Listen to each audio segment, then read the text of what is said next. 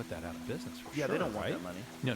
They're like, hey Stan, how do we get this off the balance sheet, bro? How do we get rid of this? Is stinking up. So the there's place. a business that relies on people being so disgusting that they get type 2 diabetes. So bad with their diet, just eating pie and drinking soda till their body just starts to cave in. Yeah, And but then- don't worry, but that's worth how much a year? $110 billion. That's Type not 2 a lot. diabetes. That's not a lot of money. It's not like that would change anybody's opinions on things. Well, I mean, a lot of people could live on that. There's a lot of people that could live on that. bro. Isn't that funny? A lot of people could live on what's killing other people. Yeah. Isn't that funny? Like a lot of people are buying yachts on what is killing people. Yeah, so Wild. The interesting thing is look at our food stamp program, which is the SNAP program. It's one of the biggest subsidies that we have in the government, $120 billion a year. $10 billion of that is going to subsidize sodas. I mean, Well, they $10 billion need of that. soda. It's an important part of the food pyramid, I think. It's right, Isn't it in there? It's right up there with Lucky Charms, right? Yeah, Lucky Charms is right above ground beef. Yep, and And, grass-fed steak, and then you get to the top, and you got soda. It's phenomenal. And then the American Heart Association just ironically comes out in favor of soda in the SNAP know. food program. And We went over that and we found out that they're paid by Pepsi and by Coca-Cola. Wow. It's just so dark. Yeah. It's so crazy. It the is. American Heart Association gets money from Coca-Cola and Pepsi. Yeah, I checked into my Airbnb here in Austin, which by the way, love Austin, man. I see why you came here. We covered it all on my podcast, so Yeah. I won't go down that rabbit hole. But it truly is, man. People are amazing. Food is amazing. Went to this little restaurant called The Well, which I love, and they catered all my food. But there's like a serious wellness vibe here. Mm-hmm. But A lot of healthy people. Yeah, a lot of healthy people. So I check into the Airbnb, and I go into the closet. Like the owner's closet wasn't locked, and I went into the owner's closet. Of course, it's like all Cheerios and cookies and crackers. And I pulled a couple of bottles of seed oils out, and I did a little post about it because I was like, look at all the heart healthy labels on this. Right. And we talked about seed oils last time, but it's and I get attacked a lot for saying that these polyunsaturated fatty acids are bad for you. But a lot of times it's actually not the plant itself; it's the distance from the plant to the table. Right? Right. You Explained, because you were explaining the other day to us the process that it takes to turn rapeseed oil, which First is of all, what it's called canola oil, is. Joe. And they said So that funny. rapeseed was problematic, so they changed it to canola oil. I always thought it was corn oil. Yeah. Corn's good for you. Corn oil must be great for you. Oh, yeah. Oh, we're using canola oil. Cool. Peanuts. Please explain, though, the process, because it's so vile. It's insane. So rapeseed, canola, is a plant. Essentially, you put it in a commercial press, and it will come out gummy. And so to degum it, you use something called hexane. And hexane, if you go to the National Institute of Health or the National Library of Medicine, you'll see that is a known neurotoxin. It's classified as a neurotoxin, same as fluoride, right? Which is actually fluorosilicic acid. We'll get to that later. But so we degum it with hexane. And then you take this degummed oil and you heat it to 405 degrees, which turns it rancid. I mean, there's no mechanism on Earth for temperatures to reach that much, especially plants to encounter those kind of temperatures. So now it denatures, it turns rancid. So now it's putrefied and it smells. So now you have to deodorize it. So we deodorize it with sodium hydroxide. So we degum it with a powerful neurotoxin.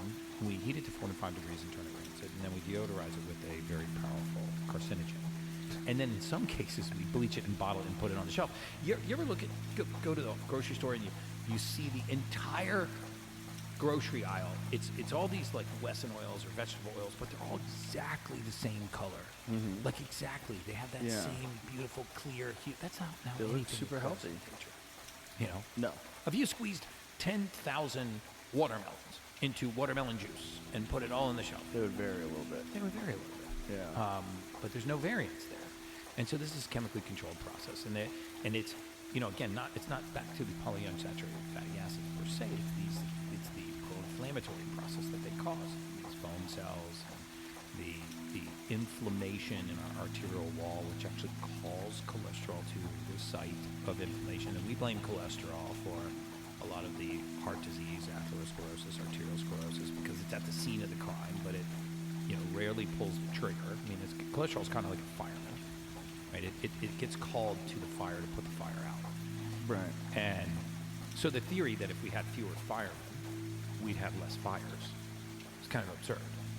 Right, but that's the theory. That's the theory in LDL cholesterol. It's like, it might work in California.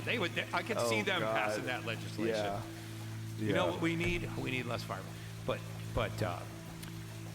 so the theory that if we push down the firemen, which was called to the site of inflammation, meaning we reduce the cholesterol, which was called to the site of inflammation to cause the repair, rather than ask what started the fire, that notion is about to be, I think, blown out of the water by big data. I think you're going to see big data, artificial intelligence, and early detection in the next 5 years are just going to circumvent the entire system. Do you think there's a possibility of removing food oils from the market?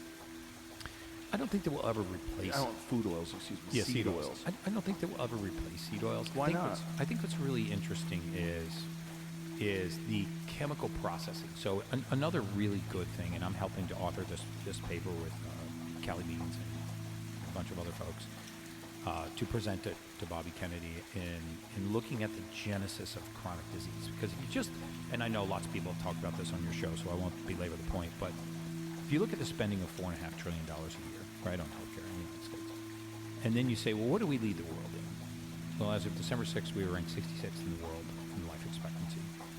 We lead the world in morbid obesity, type 2 diabetes, multiple chronic disease in the single biome, meaning not just our population has multiple different chronic diseases, but multiple chronic diseases in the same body, because most people don't just have one autoimmune disease, or they're not just hypertensive and diabetic. They're hypertensive, diabetic, and hypothyroid with an autoimmune, usually multiple autoimmune. We lead the world in infant mortality, maternal mortality, and so you got to ask yourself, how is $4.5 trillion a year spent to these kinds of consequences? And very often, it's actually not the food, it's the distance from the food to the table. So it's not necessarily the plant, it's what we're doing to process these plants to get them on the table. And so I think what you're going to see is these GRAS guidelines, generally regarded as safe, which is essentially how the FDA decides whether or not you can micropoison the population. So we are allowed to micropoison the population, right? We're allowed to put certain amounts of pesticides, herbicides, insecticides, preservatives. That is a great way of putting it, too. It's micropoison. Yeah. So that's really what's happening. It's exactly what's happening. And a lot of experts will say the dosage determines the poison.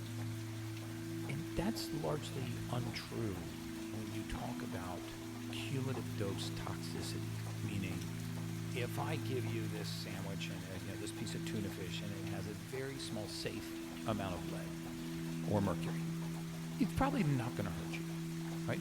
But if you don't methylate that metal out of your body and you keep eating that same kind of fish, I mean, nobody got mercury poisoning from a single piece of tuna fish. What they got mercury poisoning from was continuing to eat the same thing over and over and over and over again, and they got a cumulative dose toxicity, which is what a lot of foreign countries use. So in other words, I can't just say, if I put, 1 drop of arsenic in this glass, is that going to kill you? It may make you mildly sick, cause an inflammatory process. Maybe it's not going to kill you.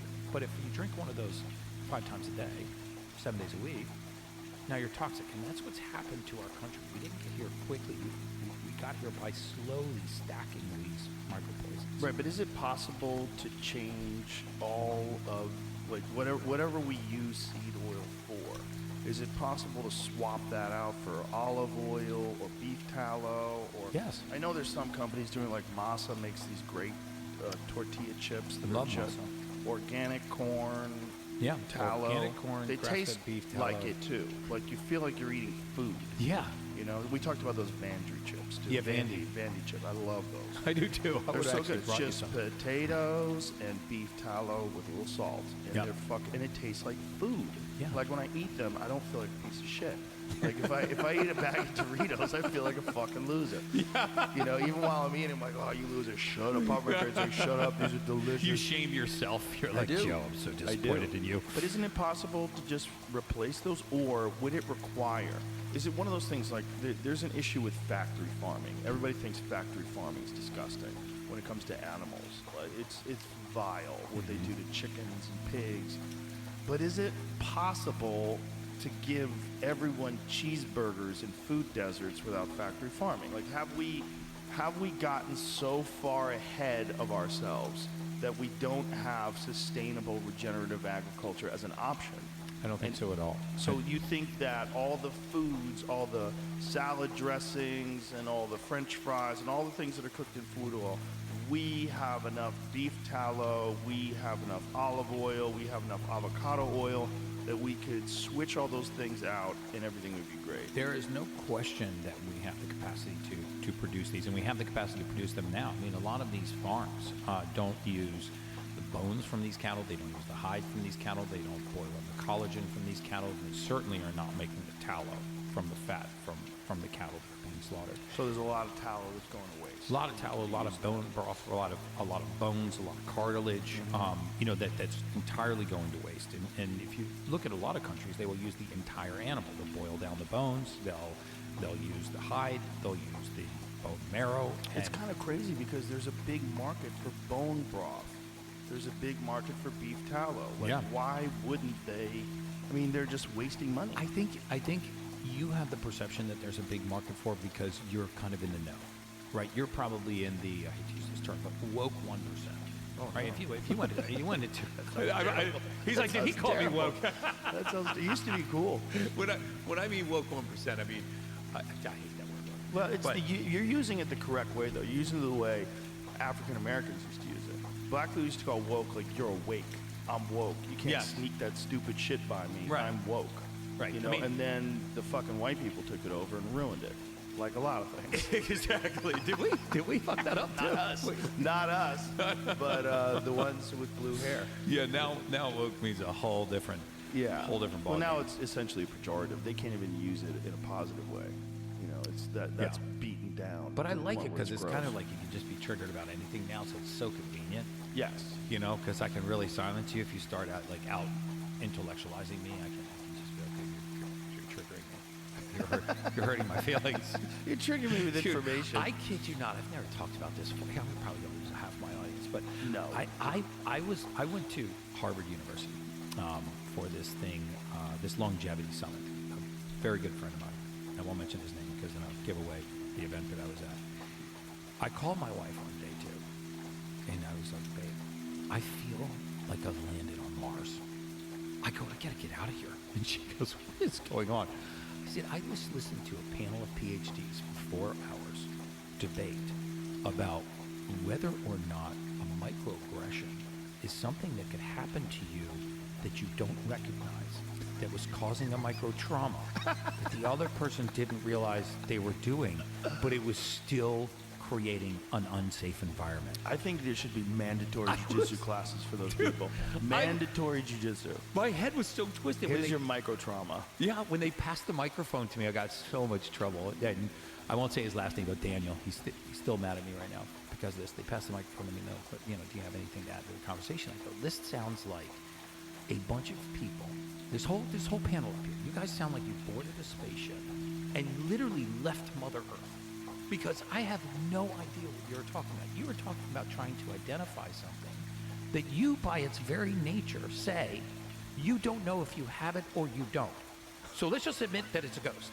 So how are we we can't measure it? It is looking and feeling good with MeUndies underwear. If you're a longtime listener, you probably heard me talk about MeUndies before. I swear by them. I wear their stuff all the time, and I can't recommend them enough. Seriously, their underwear feels good while giving me the support that I need. And I can't mention MeUndies without talking about their contoured pouch and ball caddy. Confidence is key, and you're guaranteed to feel that with a pair of these. They're comfortable, supportive, and make you look good. Or go with another one of their briefs. There's plenty to choose from. I promise you can't go wrong. I like everything I've gotten from them so far. Plus, MeUndies has even more options when it comes to sizes, colors, and prints. You're bound to find something you like. Go classic with a pair of black or blue underwear, or mix it up with a fun print. If you're a coffee fan like me, they've got a hilarious fuck-offy print. Now, as much as I've been talking about their underwear, MeUndies also has some great loungewear. It's made with the same soft material so you can be comfortable head to toe, which, I don't know about you guys, but if I'm kicking back at home, I want to be wearing something I can relax in. They're also great for a workout. Try them out yourself. If you're not totally satisfied with your first pair of underwear, it's on MeUndies. Good things come in big packages at MeUndies. Get 20% off your first order, plus free shipping on orders of $75 or more at MeUndies.com/Rogan. Enter the promo code Rogan. That's MeUndies.com/Rogan. Code Rogan for 20% off. MeUndies, comfort from the outside in. He's talked about it before. Sean, big shout out, brother. But he was like, dude, I just met you, man. And I was like, I go, no, it's okay. I'm not going to get in there with you. All right. I'll sit on the chair outside the tub. He's like, that freaks me out a little bit. I'm going to be honest with you. I said, dude, I gave him a pair of shorts. So, because I was like, does anything on your body hurt? Your knees, your hips, your shoulders, does anything hurt? And he's like, dude, fucking everything in my body hurts. So I was like, get in there, man. And I put him in there for 25 minutes. He said it was like the first time he had slept 8 hours and woken up without pain in probably 15 years. Wow. Yeah. John Jones, same thing. John Jones has been very public about when working with me. I've been talking to him a little while, but right before his last fight,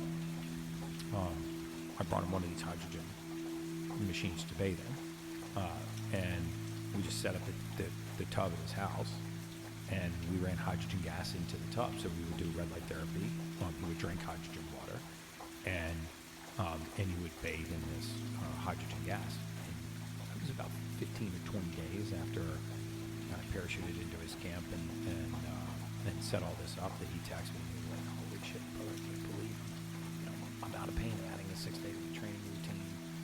Wow. I'm waking up not in pain, sleeping better. So it's really incredible what hydrogen gas can do in the body. And don't take my word for it. I mean, there actually is a really interesting study published by Dr. Tyler LeBaron, who's a PhD, and I think his PhD is in molecular hydrogen. So I should tease him about where his life went wrong that he got a PhD in hydrogen. But where did you bang a left that you decided I'm going to get a PhD in hydrogen? But he published a study looking at electrolyzed alkaline water, and when they removed the hydrogen gas, all of the benefits of alkaline water went away. So the benefits from alkaline water are coming from the excess presence of hydrogen gas, and even when you add hydrogen gas to regular water, it will drop the ORP. It will make the oxidative reduction potential negative. So it has more capacity to donate electrons. So I just think it's a phenomenal discovery, and it's dirt cheap. When you were telling me that these bottles, water bottles that generate hydrogen, they're great in the beginning, but that over time they deteriorate. Would the same issue happen with the hydrogen generators that you would use for the cold plunges? They're a lot more robust. They're a commercial generator, so they're not actually working under pressure. So the water flows through these. So a lot of the ways that you create high part per million hydrogen gas in these water bottles, and I actually just won. I'm about to put a press release out about it. I actually just won a $16 million civil judgment against a fake hydrogen water bottle company that used my name, image, and likeness to run a bunch of ads and sold tens of millions of dollars in these bottles. But essentially, at the bottom of these bottles, there's something called a proton exchange membrane. And this proton exchange membrane comes in contact with the water through electrolysis, and it creates the hydrogen gas. The problem with these bottles is that this electrolysis process, if you put tap water in there and use chlorine, can actually create chlorine gas. You can also create something called hypochloric acid. So what happens is, over time, the bottles that I tested, because I used to be a huge fan of these bottles, and I carried them everywhere. And I would notice that it didn't bubble as much, 4 or 5 months after I had the bottle. And so I sent it to be tested, and lo and behold, these proton exchange membranes break down over time. So the first time you use the bottle, you're getting very high part per million hydrogen. But 4 or 5 months later, you're getting almost none. Maybe 6 months later, you might be getting zero. Could you just swap out the membrane and continue to use the same bottle, or would you have to use a new bottle? They don't send you a new proton exchange membrane. Now, some of them you can screw off the bottom, and they theoretically could send it to you, but they're expensive. They're like $250, $300. I mean, an H2 tab, like a hydrogen tablet, will cost you $1 a day. Right. And And you can it travel gives with you it. more. And it gives you a higher part per million than almost all those bottles. And it's consistent. It's high dose hydrogen gas that's exactly consistent. So every single time I put one of those tablets in the water, it's a consistent dose of hydrogen gas. And I used to get a lot of shit online because I was promoting these bottles so heavily because I believed in them tremendously. But the average person's like out of pocket $250, $300. Right. So this is a lot more financially cost effective. Yeah. So with the cold plunge thing, you're saying so because it's a commercial unit, it would work differently, it'd be more robust. Well, it's not using pressure. Okay. Right. It's circulating through this machine, and it's creating, using electrolysis and creating the hydrogen gas going back into the tub, because you don't need, you're not trying to drink a therapeutic dose. You're trying to bathe in a dose. You don't need as high part per million, so you don't need the pressure. But the really cool thing is, because if you do it in a cold plunge, and when I pull this off, I'll send you one. If you do it in a cold plunge, because as the temperature drops, the more you can dissolve more gas in that volume of liquid. So ideally, you would have the hydrogen generator outside of your cold plunge, let your cold plunge run and fill with hydrogen gas, and then you're getting in there for the anti-inflammatory response anyway, a lot of times, plus the brown fat activation, cold sharp protein release, and peripheral vasoconstriction, all of that. But you would now be exposing yourself to very high doses of hydrogen gas. You feel amazing getting out of it. When I bathe in that hydrogen gas, so my wife Sage had a really bad car accident right before we met 10 years ago, and she severely damaged her spine, her L5S1, and ended up having to have a spinal fusion. And so her L5S1 is fused, and even though she's thin, she's fit, she gets a lot of low back pain, and when her back pain flares up, there's no chance she's sleeping. But when we put her into that hydrogen nanobath, 25 minutes in there, it's like a little baby. And it's very calming too. It's that shifting you from that sympathetic state, that kind of fight or flight, to that parasympathetic state of rest and digest. You can feel that the effects of that hydrogen gas when it goes transdermal and starts to relax you. It feels Well, it seems like the more effective way is to do it in a warm tub, though, because you can stay in there for longer, so you get more exposure. So you would get less hydrogen, but more exposure than the 3-minute cold plunge. Yeah, this is where I like to see some data, which I don't have. So I do know that if the water is colder, you're gonna dissolve more gas, because you're gonna have a higher part per million in cold water than you are in warm water. But then you got to look at what's happening in warm water. You're probably having, your pores are dilated. You've got a little vasodilation. You probably have better surface circulation in your skin. So you might be actually carrying more of the hydrogen through the skin. I don't know. Versus when you're in a cold plunge, you're going to have that peripheral vasoconstriction. Right. You're still going to get hydrogen through the skin because it's a higher dose. But I don't have any clinical data to say that one is better than the other. Have you done the cold plunge hydrogen? Oh yeah, 100%. You did it with a bath bomb? I did it. I didn't do it with a bath bomb. I did it with the one in my house that, actually I have 3 of these machines. I did it with the one in my house that recirculates it. You throw a hose over one side, and it sucks the water out of your cold plunge, and then you throw a hose over the other side that puts the hydrogen gas back in. Well, how long does the process take to hydrogen? I let it run for like 15 or 20 minutes because I wanted it to be really saturated, and the water looks kind of milky. In fact, I did it. I had Laura Trump over for. We shot this Fox News event or for her show, for her Laura Trump show, and I did it for us to do this cold plunge shoot. I added the hydrogen gas to the cold plunges before we got in there. Felt amazing getting out of there. Now I'm trying to actually plummet right into the cold plunge, so it's just in line. So it just runs either all the time, or I can turn a valve and turn the hydrogen gas on and have the gas go into the cold plunge. So that's the next thing. But right now, for people, you can just go get these hydrogen bath bombs. You can get these hydrogen bath bombs. And where would you get one of those? Drink H2 tab. So you have drinkh2tab.com. Okay. All right. Yeah, if you go there, you can get the bath bomb. Try it. Just throw one of those bath bombs in there, and feel how much different your body feels when you're bathing in hydrogen gas. It's incredible. I really feel like it is one of the best hacks that so few people are using. I mean, so many people are on anti-inflammatories. So many people are suffering from inflammation, not just neural inflammation in the brain, but non-specific markers of inflammation like C-reactive protein, homocysteine, that are causing all kinds of havoc. I mean, you think about the fact that about 70% of our circulation is not done by our heart. Right? Our heart circulates about 30% of the blood in our body, but the other 70% of the circulation is an activity called vasomotor or vasomotion. Right? Think of a snake swallowing a mouse. And we don't really cater to this part of our circulatory system. Explain what you're saying. What, a snake swallowing a mouse? So think of a snake. So if the heart doesn't circulate roughly 70% of the blood in our body, how is that circulation occurring? Because obviously blood is still moving. You have about 63,000 miles of blood vessel in your body. And so your heart is not strong enough in a single contraction. Your left ventricle, your heart that's injecting that blood, is not strong enough to push the blood through 63,000 miles of vessel. And so how does the majority of this circulation occur? Well, the majority of our circulation is microvascular, right? So microvascular circulation does not move blood by pressure. It moves blood by something called vasomotion or vasomotor. And the best way I can describe vasomotion or vasomotor is to think of a snake swallowing a mouse.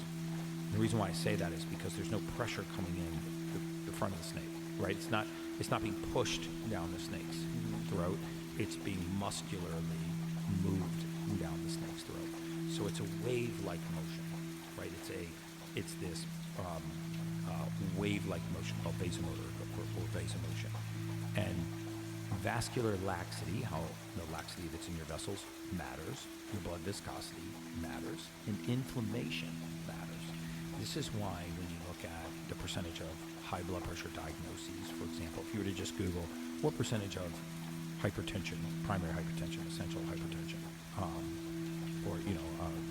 high blood pressure is idiopathic, right, of unknown origin, you'd see that 85% of all high blood pressure hypertensive diagnoses are idiopathic. We don't know the origin. And so we examine these people's heart, EKG, EEG, heart sounds, lung sounds, maybe a dye contrast study, maybe a CT angiogram, maybe some other kind of diagnostic heart imaging. We can't find anything wrong with the heart. And we medicate the heart anyway, generally for a crime it's not committing, when there's an 85% chance it's actually something other than the heart. And we never look to the microvascular circulation. We never look to the 70% of our circulation that's actually not done by our heart.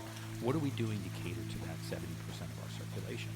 Well, things like resveratrol, hydrogen gas, lowering our homocysteine, which is, for most people, is very simple to do. I use an amino acid called trimethylglycine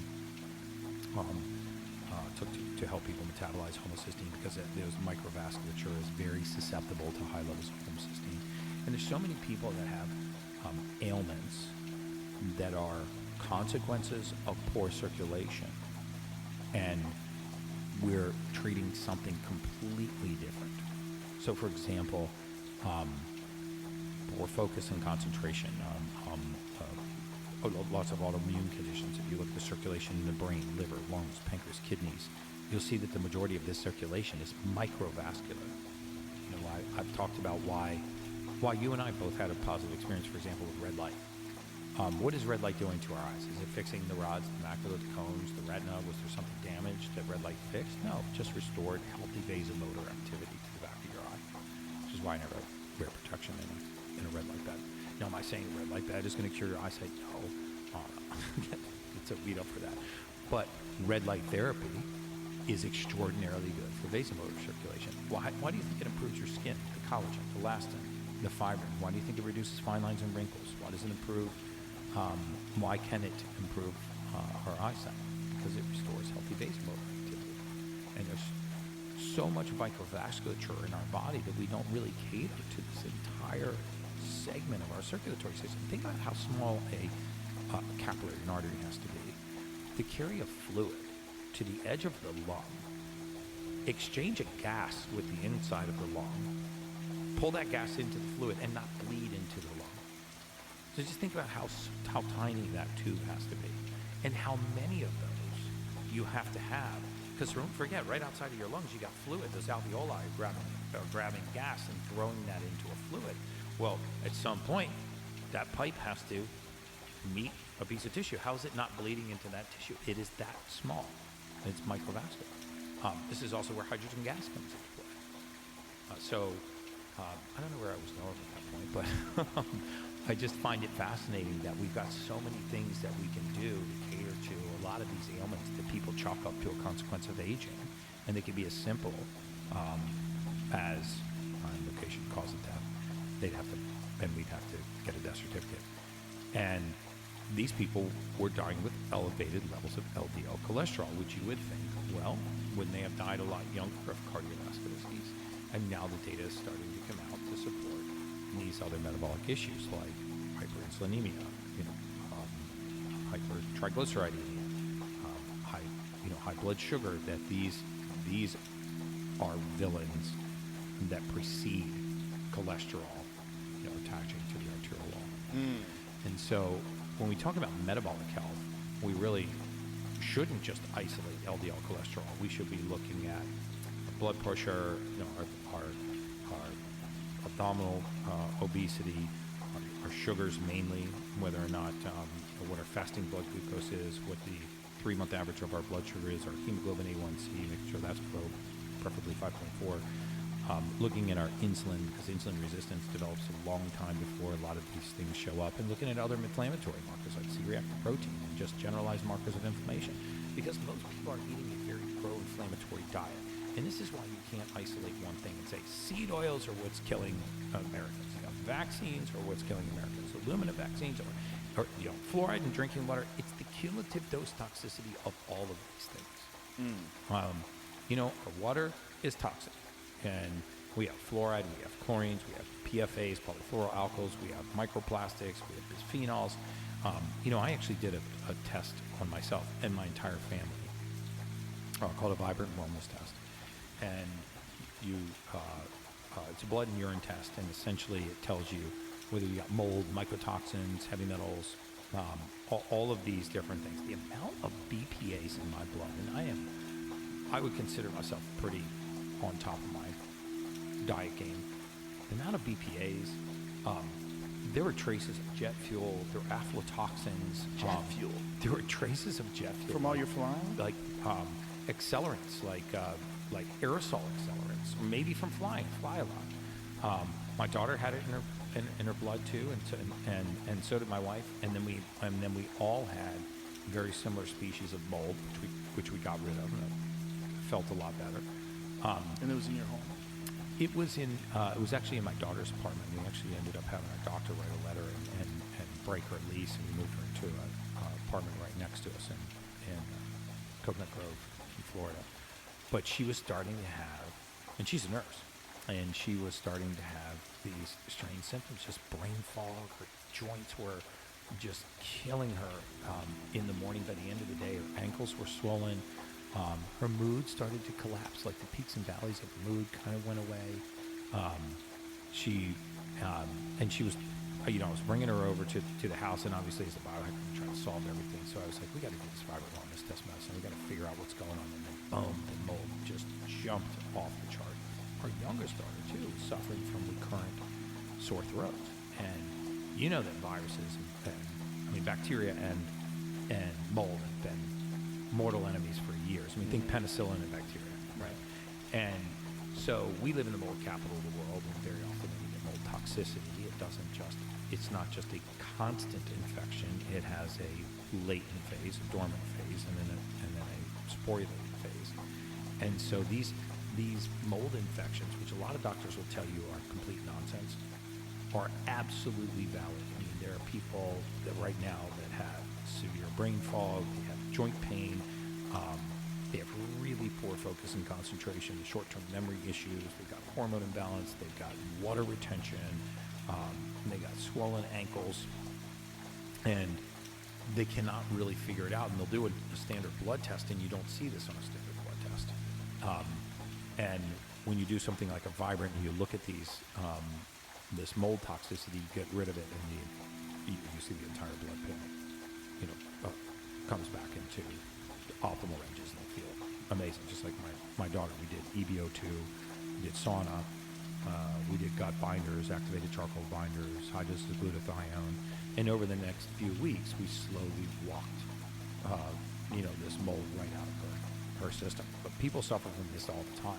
In fact, I've been deep down the rabbit hole of a lot of the foundations of these autoimmune diseases because in my previous clinic, we had 150, 160,000 patients come through our clinic system. And nearly everyone that we saw that had an autoimmune disease was told by their doctor, you just woke up one day and your immune system went haywire. Right, so you have Crohn's disease because one day you woke up and your immune system is manufacturing antibodies to your colon. Or you have hypothyroid because you woke up one morning and your immune system is manufacturing antibodies to your thyroid. So now you have Hashimoto's, or the lacrimal gland in your eye, you have Sjogren's, or your blood, you have lupus. And we immediately just assume that God made a mistake, that the immune system is malfunctioning. Instead of us taking a step back and saying, what if actually the immune system is acting properly? What if God didn't make a mistake? What if it's attacking the colon for a reason? We just have to figure it out.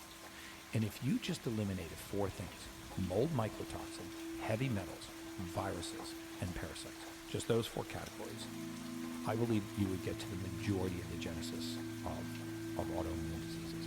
So, some of these autopsy studies on multiple sclerosis, for example, were 100% positive for certain colonies of helminths. Helminths, which are parasites, and these helminth colonies, or the larvae from these, were actually in the myelin sheath of 10 of 10 autopsies that they did on multiple sclerosis patients. I'm not by any way means saying that everybody that has multiple sclerosis has parasitic infection, but there are healthy parasites. There's categories of helminths that are very, very healthy, and some of the underdeveloped countries in the world where actually they have these healthy parasites, which we've wiped out for the large part here, they don't get multiple sclerosis, or they have very, very low incidence of multiple sclerosis. And one of the theories is that because we have disrupted the balance of not only bacteria but parasites in our gut, specifically TSO parasites, which are healthy parasites, that the pathogenic parasites proliferate and they burrow, their larvae burrow into the myelin sheath, and they're part of the genesis of multiple sclerosis. My whole point in saying that is if you take any pathogen, let's just take this one right here. This is it's like a Donald Trump coin. So I don't know if the audience can see this, but let's say this was a mold spore or mycotoxin, or this was a heavy metal, or even a virus, and this was a healthy cell. You see that they don't hide like this, right? Metals, mycotoxins, mold, viruses, even in some cases parasites, they don't hide outside of the cell like this. They hide like this. And inside the cell. I mean, but when a virus, when the nucleocapsid protein of a virus attaches to a cell and injects its DNA, that's the way that it takes over that cell. It's kind of like being bitten by the zombie, right? I mean, a virus is not a living thing. It's an envelope that's wrapped around DNA. But when that envelope attaches to the cell wall and it squirts the DNA inside, now the virus has taken over the host cell, right? So it's inside the cell. The point is that the immune system is not after this. It's not after the cell. It's after this. So how does it get to this? It has to kick down this wall. It has to break through this cell wall. And very often, in order to do that, it needs to manufacture an antibody to this cell. If you look, for example, at for Hashimoto's, which a lot of people have, these people have Hashimoto's, and they're told, okay, well, you woke up one day and your immune system decided to attack the thyroid. You're manufacturing antibodies to your thyroid, and so, well, why is it attacking my thyroid? Well, we don't know. Let's look at your family history. Oh, your mom's sister had it, and your dad's brother had it. Oh, you have familial Hashimoto's. Even though there is no gene for Hashimoto's, So you couldn't have inherited it from your ancestor. Because it now runs in your family, you're told that you have a genetically inherited disease, and now you have to subscribe to a lifetime of medication. Instead of taking a step back and saying, well, what would have called my immune system to that site? You look at the incidence of heavy metal toxicity, mercury poisoning in Hashimoto's. Look at the amount of lead and mercury poisoning in Hashimoto's, because the thyroid has an affinity for heavy metals, and very often when they retreat into the thyroid, the immune system will chase them away. And look at the genesis of a lot of Crohn's disease. I mean, a lot of Crohn's disease has to do with the disruption of the single cell layer in your gut that allows bacteria and other pathogenic contents that should stay inside the luminal wall of your gut. They leak out, and they're in an area that they don't belong, and the immune system is attacking them there. And then we want to hold the immune system responsible for the crime and say, hey, we're gonna arrest the police officer for what this criminal did. I mean, those contents are in areas of the body where they don't belong. And so we're going to put you on an immunosuppressant, or we're going to put you on an anti-inflammatory, and we're actually going to stop the immune system from protecting you. Instead of saying, what contents could be leaking from my gut that are causing the immune system to light up? And you could just keep going through lots of autoimmune diseases like this, multiple sclerosis, a lot of these conditions. But mold, mycotoxins, metals, parasites. If I was ever told that I had an autoimmune disease, I would not accept it until I'd done those kinds of tests. Interesting. So back to the narrative of HDL and LDL. How did it get formed that LDL is the bad cholesterol? Because the majority of people that had high LDL cholesterol also had high other factors going on in their body. And just like a lot of these randomized clinical trials, we look at things in isolation. We study one thing in isolation. One of the worst things we do, in my opinion, in modern science is study human anatomy or human physiology or biochemistry in isolation. So we say we're going to take a cell out of the body, we're going to put it in a lab, we're going to look how it behaves in the petri dish, and then we're going to assume that when I put that cell back into the body, it's going to behave the same way. And so we didn't solve for all of these other factors. Well, what was the person's insulin level? What was their fasting glucose? What was their hemoglobin A1C? What were their other inflammatory markers like C-reactive protein, creatine phosphokinase? What were the other lifestyle factors that were going on? And what you'll find is correlation between high levels of cholesterol and people that have cardiovascular disease, but not because of the cholesterol, because of all of the diet and lifestyle risk factors that go around it. But we can build a multi-billion-dollar, in fact, $1 trillion industry by just lowering this one biomarker. And when we lower this biomarker, if that biomarker were directly linked to all-cause mortality, if it were directly linked to the incidence of cardiovascular disease, then we would see in the population where we lowered this biomarker, we would see an extension of mortality, right? Because we said this biomarker was high, LDL. So if we lower it with the statin, then we're going to see an extension in mortality. And lo and behold, we see no extension in mortality. So how's it continue to be used? Because it's continued to be marketed that way. You have to understand that there's a box that is called the standard of care. And I don't subscribe to the fact that physicians are trying to harm you. In fact, I have deepest respect for people that are licensed to practice medicine, because I'm not one of them. And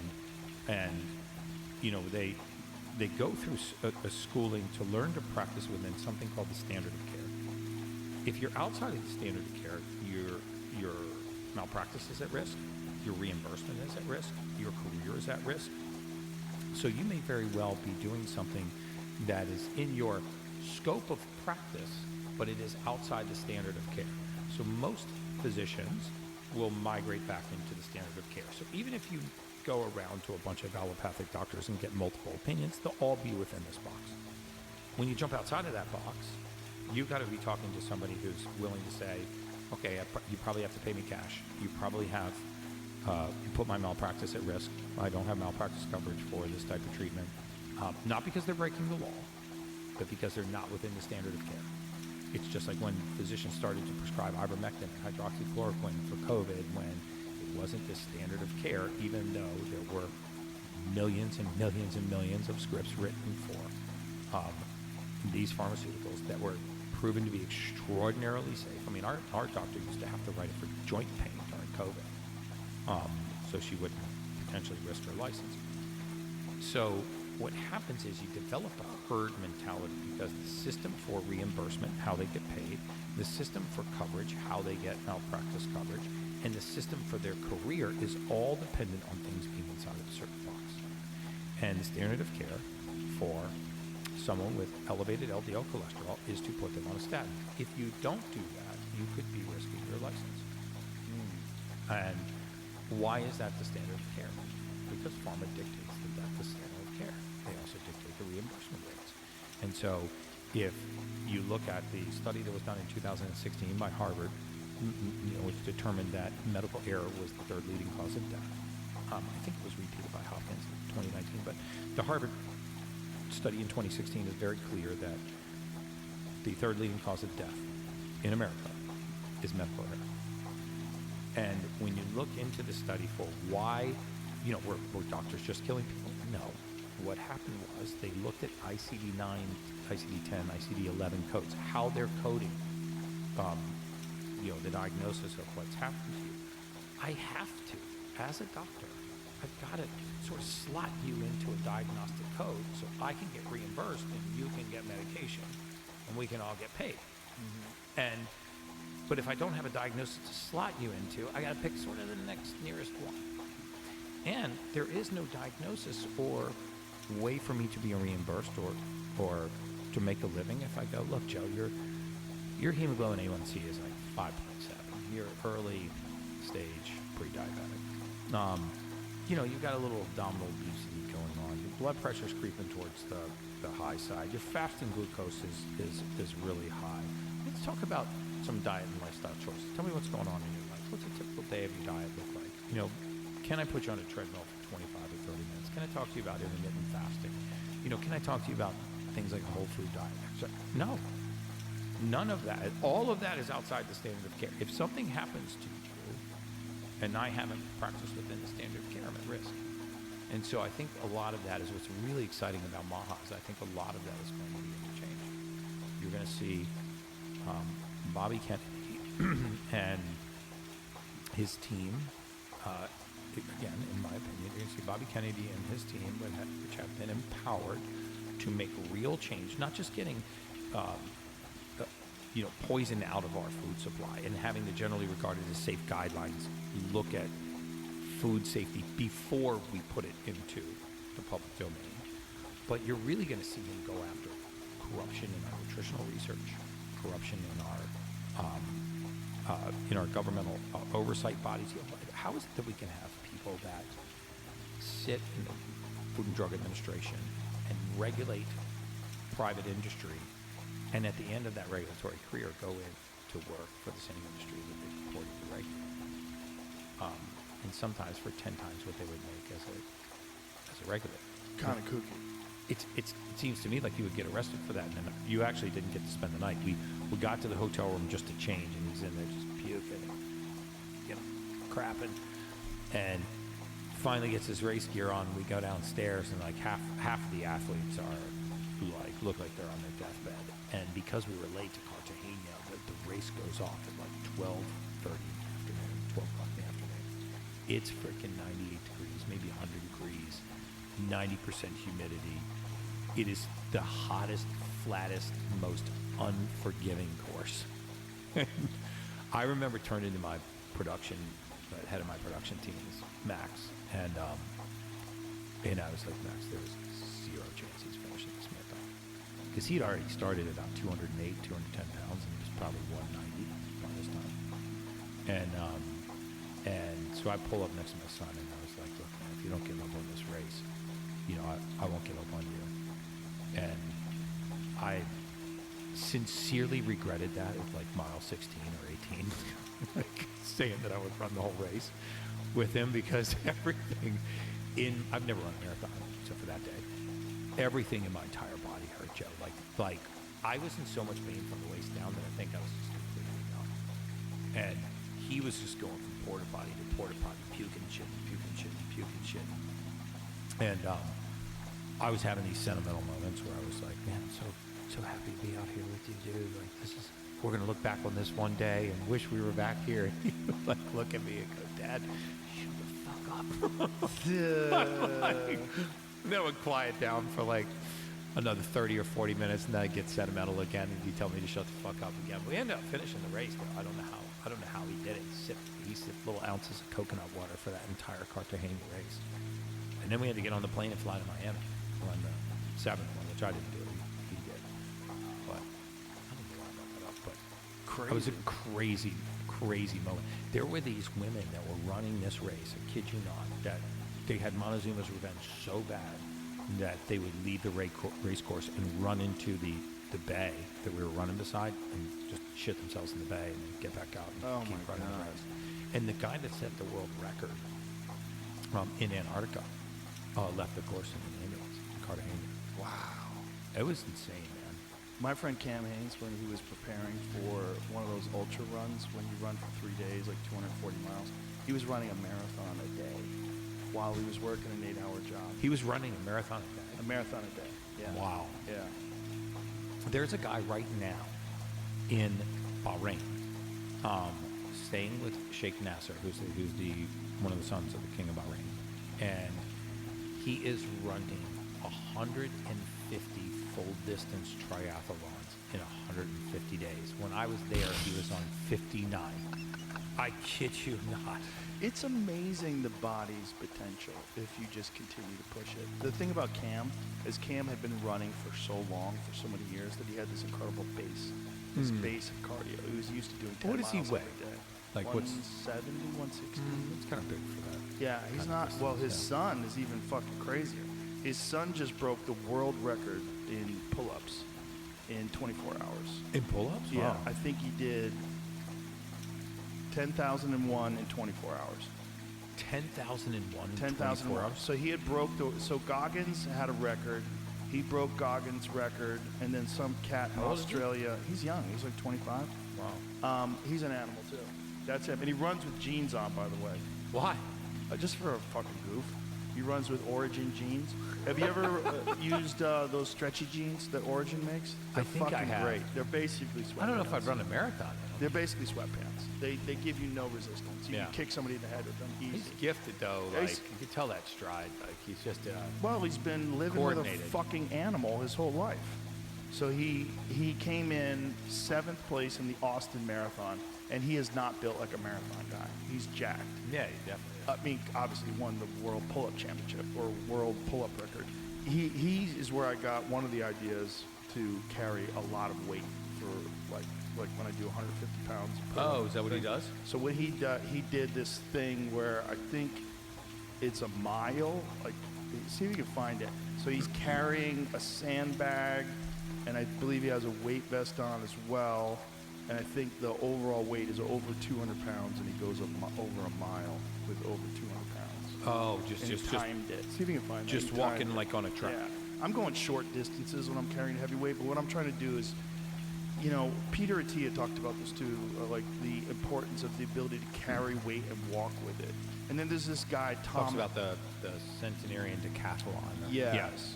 And then there's this guy in Australia who's like an incredible freak. His name is Tom Haviland, and he's an enormous guy. He's like 6'7", he's 300 pounds, like just close to 400, right? Isn't he like closing in on 400 pounds? And he's Like muscular? Jacked. Jacked. And one of the things that he does is a part of his, he does like very unusual workout routines. But see if you can find some videos on it. That's what he looks like. I mean, just a fucking complete freak. But he The does. white dude? Yes, enormous guy too. I mean, he's a huge guy. But he does a lot of his workouts are not just like normal deadlifts, bench press, all that kind of shit. Some of his workouts he does carries things. Like he carries things like off one side or another side. Go to his Instagram so I can pick one. A lot of these are just, mostly you see just his back. Why? When he filmed, I don't know, he's a psychopath. He has to be out of his fucking mind just to be doing this, because he's literally one of the strongest guys in the world. Really? Yeah. Does he participate in like strongman I don't competitions? think he does. I think he just does all this shit on his own, and I don't even understand why. So, what does he weigh now? 302 pounds. He eats 6,570 calories a day. Yeah, and 329 grams of protein, 814 grams of carbs, 222 grams of fat. And so he was... And that's the current phase, which is a deficit. Yeah, this was him on his way to... So go back to that. Yeah, so he's at 340 pounds. I think he was trying to get to 400 pounds at one point in time. But one of the things he does a lot is carry stuff. And so I started looking into this idea, like what is it? What's the big deal about carrying and walking with stuff? So like he does this, like how much weight is that motherfucker guy carrying around with him? How many plates is that? I mean, 500 pounds? What is that? 1, 2, 3, 4, 5. 10 plates. So it's that's somewhere 450 around, pounds. Yeah, and so he's just walking short distances with this. So I started doing that in my yard. So I started doing it with farmers' carries, and you know, when I ruck, I just use the 45-pound plate when I go a couple miles with the dog. What's with the back? But- I mean, why isn't he? Because he's a fucking psychopath. Why does he have all clothes on too? Because if he takes the clothes off, he's super impressive. Really? He takes his shirt. Yeah, he's fucking ripped. I mean, the guy's enormous. I forget his That's him? background. Yeah, that's him. That's what he looks like. Dude. Yeah, and again, Atmospheres of pressure, you're essentially taking in twice as much oxygen. The oxygen concentration hasn't increased, but the size of the gas has gotten smaller. So now you're perfusing tissues with oxygen that normally wouldn't be as perfused with oxygen. You can also put on the nasal cannulus and get 92, 93% O2, but that's also not flammable. If you took a nasal cannulus from an oxygen concentrator, like one that works for your EWAT or something, with a lighter in front of it, that gas is not going to catch fire. 100% O2 is flammable and very dangerous. so what's the benefit of 100% O2? Just a higher concentration of oxygen for things like, diabetic ulcers. When you have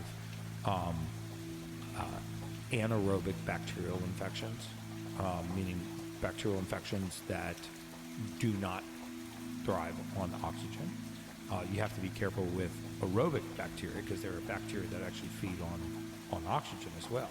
And so you don't want to put somebody who has an aerobic infection into a hyperbaric chamber. You want to put somebody who has an anaerobic infection into a hyperbaric chamber. But what's really interesting is, some of the research that's coming out of Israel, especially on cognitive function, using 60 days at 2 atmospheres of pressure and then reducing the pressure over time. The improvement in mitochondrial density, the improvement in blood flow, cognitive scoring, reduction of neural inflammation. I know you can't say treat or cure, but they use these to modulate autism, all kinds of neuroinflammatory conditions, Parkinson's, Alzheimer's, which is really linked to type 3 diabetes, which is insulin resistance in the brain. But the byproduct of that is this neuroinflammatory cascade. So reducing neural inflammation, there are a lot of benefits to hyperbaric tissue recovery, post-surgical wound repair, post-surgical recovery. These things have pretty profound. And There's also that study out of Israel that showed the lengthening of telomeres when they did a protocol of 60 sessions, Yes, 90-minute sessions over 90 days. Yes, 60 days or 60 sessions in 90 days. 60 sessions in 90 days. Yeah. 60 90-minute sessions in 90 days. You're right. Yeah. Dr. Saunders talked about that a lot too. And they showed telomere lengthening, which was the biological equivalent of a decrease of age of 20 years. Yeah, it's a chromosomal end cap. And if you think about it, I have a saying that the presence of oxygen is the absence of disease.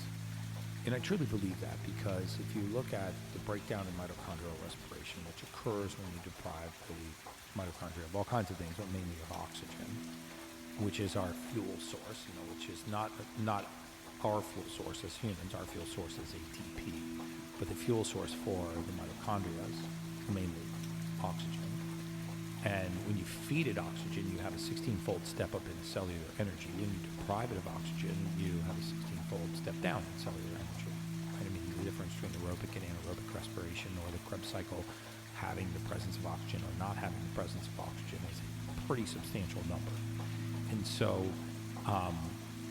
hyperbarics because they allow for compressed oxygen, even if you don't increase the percentage of O2, right? You take it, you keep it at 21% like we're breathing right now, but you just double the atmospheric pressure. I mean, the effects are pretty profound. And I believe the risks are low. If you have a physician, you understand how to operate the chamber, and you have safety procedures, and you're not using 100% O2, and you're at shallow depths, so you can ascend quickly without being in trouble. If you're a diver, you understand dive tables. You have to ascend at certain rates and pause at certain levels.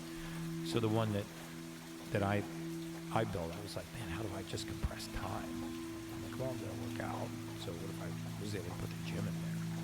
And I'm doing podcasts. I remember the guy thought I was out of my freaking mind when I first started talking. It does sound crazy. Yeah, but it's got a Nord track rower in there. And How big is it? weights. Like the size of this room? It's pretty big. Show you a picture of it. That would be a great way to like compress time, right? Because you can feel get more than one amazing thing getting done out at of the this same thing. time. You feel. I feel amazing getting That's out of actually my mine. son working it. Wow, that's crazy. So that's my son Dylan. We went in there. the other Working day. out in a hyperbaric chamber, and you can kind of watch Netflix in there too. Yeah. You got a screen in there and everything. Yeah, wow. yeah. And it's got. Yeah, we're just jamming some music. Yeah, Wow. So I was playing some rap music. I got a sound bar in there. That's pretty dope. Yeah, it was pretty cool. That's awesome. Yeah, I just lay down in mine and listen to books. Well, the other one you can lay down in. It's got these seats that recline. It's got a television in it too, so I go in there and watch the news sometimes. Oh, that's great. Yeah, my wife and daughter goes in there and they just take a nap. I was The seats talking are to super Dana comfortable. about it, like how beneficial it is. Like, how much time does it take? I'm like, it's about 2 hours. And he's like, I don't have that fucking time. It's I like know. everything you got to do something. You're doing the red light. Yeah, You're that's doing why the I'm cold trying plunge. to you're doing- compress time. Like, Yeah. just like if you could get the hydrogen into the cold tub. I mean, he's Right. gonna be at my house tomorrow, so we're gonna try to. How much are those little hyperbarics. bombs for the bath? The hydrogen bombs. I know they're about to come out with them. I don't know if you can order them on the site yet. I think they're probably going to be if it's $30 for 30 of those H2 tabs, then I would imagine they're going to be around $5 or $10. Okay. $10 for a hydrogen bomb to drop into That's the great. bathtub. I mean, the machine is. I was actually originally going to order this electrolysis system called a Cocoon, or spelled Capeland, like the facility out in Las Vegas, which makes oxygen water. That system's like $110,000. And then a buddy of mine, Tyler LeBaron, who's the PhD in the space, told me about this machine I could order from Korea for $7,500, which is the one that I have now. And now I've added a nano bubble machine, and that one's just incredible. I mean, for this transdermal inflammation, and I think for people that have like chronic injuries, especially like chronic repetitive use injuries, or they have real severe low back pain, or they've got parents or something that are deconditioned, that have a hard time exercising. These are great things to do to lower their inflammatory cascade.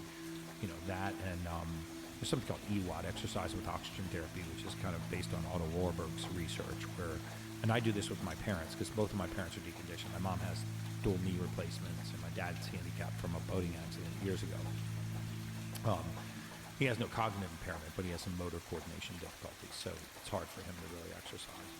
And I bought them a sauna, and I put them both in a sauna for 20 minutes 3 times a week, and they just breathe. I bored a hole, and they just breathe through a nasal cannula, the 93% O2, which is a version of EWOT, the exercise with oxygen therapy, or the multi-step oxygen therapy, because if you just can raise their heart rate just a little bit with the heat, then that extra perfusion pressure really drives oxygen into the tissues. And I'll tell you, it's a noticeable change in them. Just like when you get out of a cold plunge, you got a really good workout. Well, imagine, you're elderly and you're deconditioned, you really don't get your heart rate up, you really don't get your good sweat on. But you go into a sauna, raise your heart rate, and breathe some of that 92, 93% O2, you feel amazing getting out of there. This is a kind of important thing to talk about because there was a study that was released recently that showed that when people use the cold plunge after workout, you see a decrease in hypertrophy. Yeah, of course you do. Yeah, this is a terrible study. Right. But I was It's a so terrible pissed study. off to see that. Because people are like, yeah, I told you it doesn't work. All these pussies that don't want to get in that cold water. Folks, you do the cold before.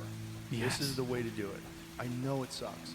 Do the cold before you work out, or wait several hours after you work out, and then you cold plunge. Right, I totally agree. I mean, if you think about what you get from cold plunging, let's not overblow it or underblow it. I mean, but you get. Well, first of all, if you exercised intensely, let's just say you did a big squat workout and you tore a bunch of quad muscle, what's going to happen? What's the body going to do? Yeah, the body's going to send more blood flow, more amino acids, more oxygen to those muscles. It's going to pull inflammatory factors like creatinine, the breakdown of muscle, the byproduct of muscle breakdown. It's going to pull that out. So why would you want to stop? It's creatinine? Creatinine.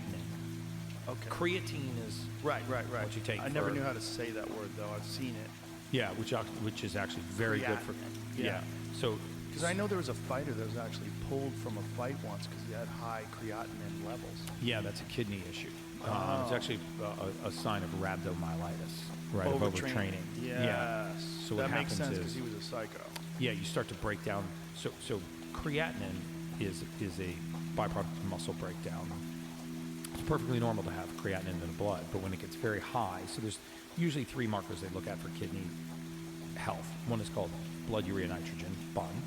One is called creatinine, this breakdown of muscle byproduct, and rhabdo is when your muscles will start to break down at a rate that your kidneys can't clear it. A lot of kidney people that failure. go too hard when they're not in shape, like they take too many CrossFit classes, they get wrapped up. Yes, they get rhabdo. Yeah. And what's Scary interesting stuff. is, a lot of athletes, really conditioned athletes, get it too because they have a tendency to be mentally a lot stronger than their bodies. That's the problem. That meathead mentality that I was talking about that led to me having this tendon issue in my lower back. Yeah. Because I was worried that it was a disc issue, but it's not in the disc. It's like right here on the right hip area where it's like the stabilizing muscle.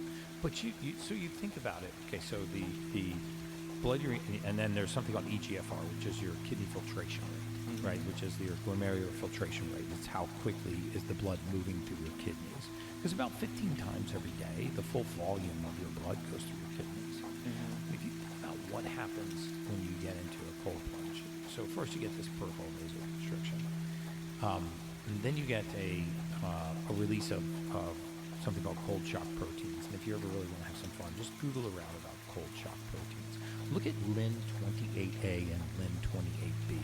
These are cold shock proteins that are being actually researched for their impact on insulin sensitivity, improving insulin sensitivity. And then, you activate a very special type of fat called brown fat, which essentially exchanges a calorie for a measure of heat. So it takes a calorie and turns it into heat. And that's a very good thing. If I'm taking calories and turning them into heat, there's a cost to raising the thermostat. And you think if you're in, let's say, 50-degree water, and you get out of 50-degree water and you're standing in a 70-degree room, how's your body go to 98.6? Right. How do you actually how do you exceed the temperature of the room you're in? Well, your metabolism is raised largely because of the activation of brown fat. And there's a cost to that. The cost is calories. So anybody tells you that cold plunging is not good for burning fat, I think is missing the breadth of the science. And then the final thing you get is you get this spike of dopamine, which lasts hours. Yes. And that's where you get that, laser focus. I feel freaking You feel amazing. so good. Dude, you're never in a again, bad mood getting out of a cold plunge. Right. That's another thing that if you could give that to people in a pill, they'd be like, oh my God, I found the best antidepressant. Yeah. It's a cold plunge. So true. Well, one thing is beneficial, though, post-workout is sauna, right? Beneficial for muscle growth. Hyperthermic, Yes, and also as a static cardio, correct? Because your heart rate's already elevated. I like to go in, literally the moment I put the weights down, I get right into that 196 degree That sauna. 20th minute's tough, though, bro. Ooh, the 25th minute's even tougher. Oh, you go. Yeah, that's the All right, last bro. 5. I used to get to the 20, and I'd be like, okay, finally. And then the fucking general started talking. No. Yeah, come on, pussy, 5 more minutes. Come on, pussy.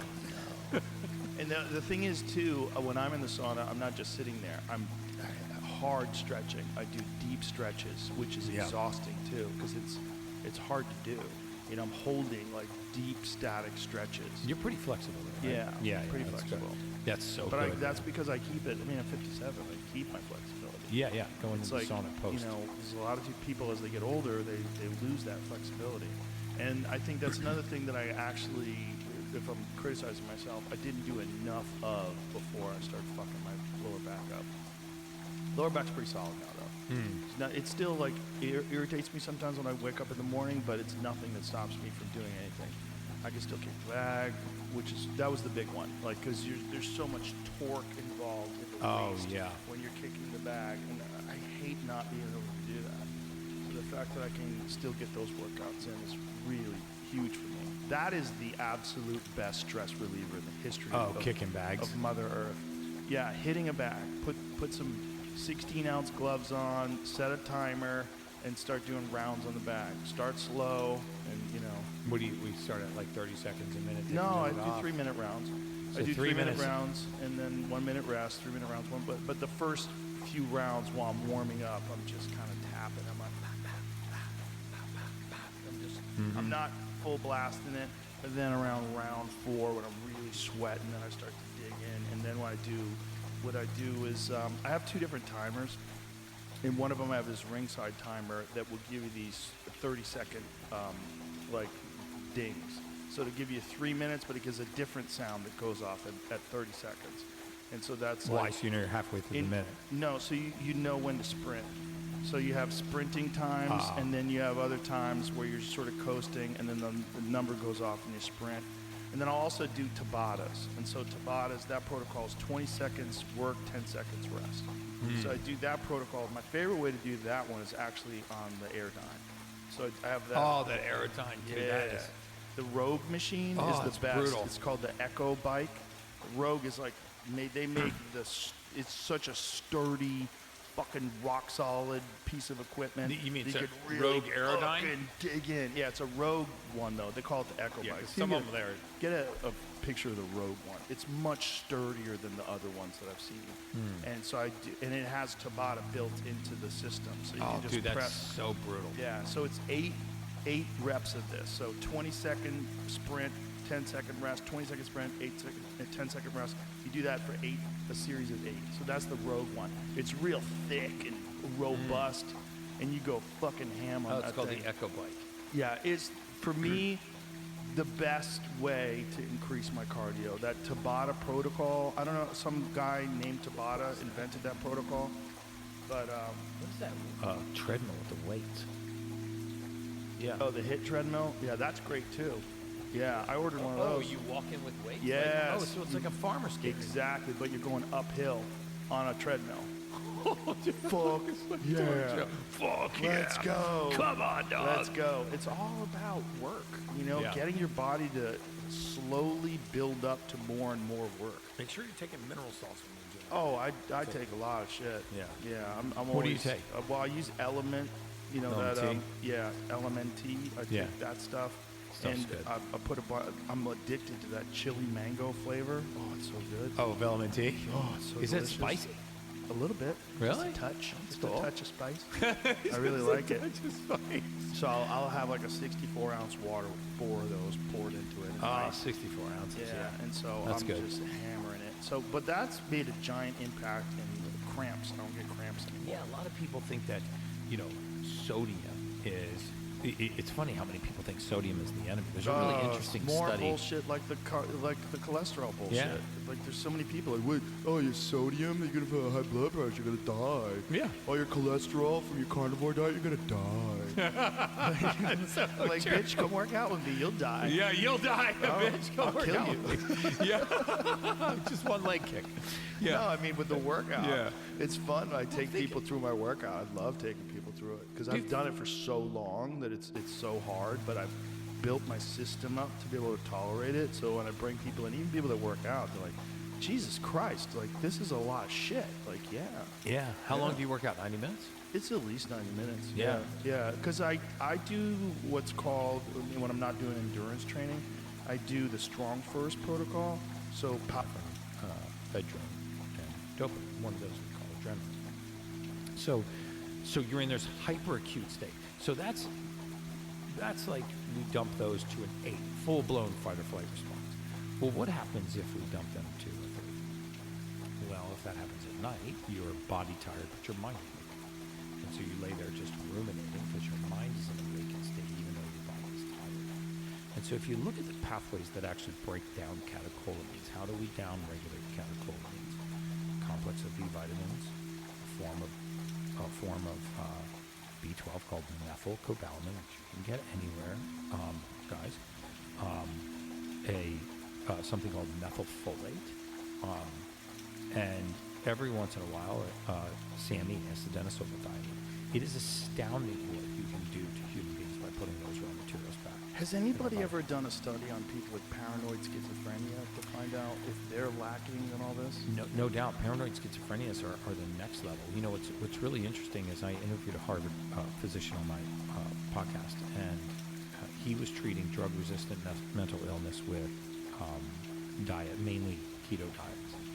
And he found that the beta-hydroxybutyrate, which is the ketone body in this, and basic supplementation, fixing their methylation pathways, meaning supplementing for methylation, poor conversion of certain chemicals, led to better behavioral changes than they were having in the drug-resistant mental illness group.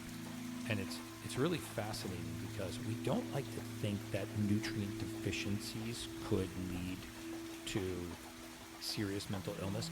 Could you just Google methylation chart? Can I just show you a chart of methylation?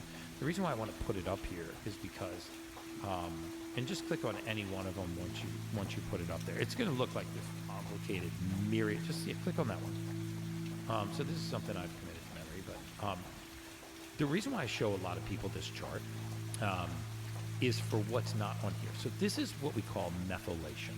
Okay, this is the process that's going on 300 billion times a day inside of all of your cells.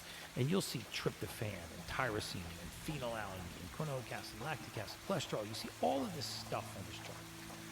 The reason why I show people this chart is because this is going on 300 billion times a day inside of your body, every minute and every hour of every day. And what you do not see on this chart is a single synthetic, a single chemical, or a single pharmaceutical. So why is it that we think synthetics, pharmaceuticals, and chemicals could be the answer to deficiencies in this chart? They're not. So what happens if I just start wandering around this chart and I find something like serotonin? I go, wow, let me just, serotonin is the main driver of mood. I wonder how serotonin is made. Oh, in fact, there's serotonin right there. What is it made from? Just follow that arrow up. Oh, it's made from tryptophan. And what do I need in order to convert tryptophan to serotonin? I need 5-HTP. I need thiamine. I need a complex of B vitamins. Could it be possible that a complex of B vitamins is stopping me from converting tryptophan into serotonin? Yes. And what happens if I can't convert tryptophan into serotonin? Serotonin drops. And if serotonin drops, I cannot assemble moods that require serotonin. So now I've been told I have a mood disorder and I have a nutrient deficiency. Wow. Look at this. Anxiety, ADD, ADHD, see that on there? Mm-hmm. Okay. What do we make dopamine from? Phenylalanine and tyrosine. What if I had a deficiency in phenylalanine or tyrosine? Oh, I couldn't make the neurotransmitter dopamine. What is dopamine? Dopamine is the main driver of behavior. Well, what happens if dopamine is low? Now I have an addiction. Why? Because the absence of dopamine is the presence of addiction. So could I have addictive behavior because I'm low in dopamine and not actually just addicted to nicotine, alcohol, drugs, promiscuity, gambling? Absolutely. And why is it that most addictions have a tendency to shift and never really go away? If you've ever really been an addict or ever known a true addict, why is it that their addiction has a tendency to shift and not go away? Yeah, like some of them find a healthy thing to get addicted to, like running. Yeah, so alcoholics become workaholics. Workaholics become work alcoholics. Right. I mean, when I used to compete amateur in long distance triathlons, Most of the guys that I raced with were recovering addicts of some Some kind. of the scariest guys I've ever trained with were former drug addicts. Because this is their new. They're fucking driven, like Yes. in a weird kind of crazy way. Why are they driven so hard? Well, some of them actually almost died. And they Well, realized but you know, I've been to death's door and come back. the like a different- absence of dopamine is the presence of addiction. And we never treat the dopamine deficiency. We only treat the physical addiction. So we get you off of alcohol, and now you're on, Suboxone. We get you off Suboxone, and now you're gambling. You're off gambling, and you're smoking cigarettes. And anytime smoking cigarettes, So a lot of smoke the weed. Alcoholics Anonymous people are smoking cigarettes and drinking coffee constantly. Now, why is that? Because they're chasing the dopamine deficiency. Rarely, if ever, did a true addict wake up one day and just say, "I want to get really banged up." The majority of addicts woke up one day and said, "I want to feel normal." And it was the search for normalcy that developed the addiction. They smoked a cigarette, they felt normal. They took a drink and they could socialize.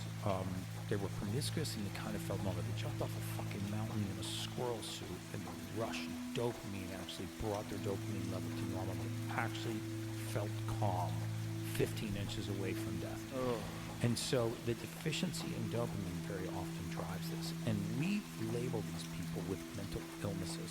We label them with mood disorders. But serotonin is a part of the recipe of mood. So if you said to me, what is a mood? What is an emotional state? I would say it's a collection of neurotransmitters bound to oxygen. So let's say that you said, okay, what's happiness? Okay, there's so much serotonin, so much dopamine, so much norepinephrine, so much epinephrine. Boom, you put these together, you have the emotion happiness. Well, what if I just took serotonin out? Right? Like, what if I went to a bakery chef and said, hey, chef, you can bake whatever you want, you just can't use butter. And so I took butter out. And it didn't sound like a big deal. It's only one component. But think of how many recipes that would affect. Cookies, pastries, pies, brownies. Well, the moods are no different. I say, Joe, you can be in whatever mood you want. You just can't use serotonin. So now any mood that you go to assemble that requires serotonin, you can't manufacture. So now you have a mood disorder. Instead of taking a step back and saying, well, why doesn't he have serotonin? Where's serotonin? Well, serotonin's made in the gut. 90% of it's right here. So if you don't have it here, you can't have it here. And so then why don't we go to the factory in the gut to make serotonin? Where is the factory that turns tryptophan into the neurotransmitter serotonin? Well, it's in the gut. What has that done? Through a process called methylation. You mean if I'm deficient in certain vitamins or nutrients, that methylation cycle is not working, and I might not produce serotonin, and therefore I might have a mood disorder? Yes. Am I saying that all mood disorders come from that? No. But there's so many things that come from this methylation cycle that are so potentially easy to fix with basic supplementation. For 2 years, in our initial clinic, my wife and I, and our doctor, we pulled blood work. I think it was about 1,600 patients or so that came through our clinic. We pulled blood work, and we pulled these basic biomarkers, CBC, CMP, lipid panel, hormone panel, and nutrient deficiencies. And then we also pulled this methylation test, right, looking at 5 genes of methylation. And you can get these methylation tests done anywhere. And we looked at these 5 genes, and then what we would do is we would solve with supplementation for the genetic deficiency and watch what happened to the blood biomarkers. You would see kidney filtration rates improve. You would see waste elimination, like people become more regular. You would see C-reactive protein, these non-specific markers of inflammation drop. You would certainly see things like homocysteine drop. People have that very, very high levels of homocysteine. You supplement them with the right nutrients, a B complex, something called trimethylglycine, and they start to break down homocysteine. And then all of a sudden they're reporting that their blood pressure is returning to normal and have less frequent headaches.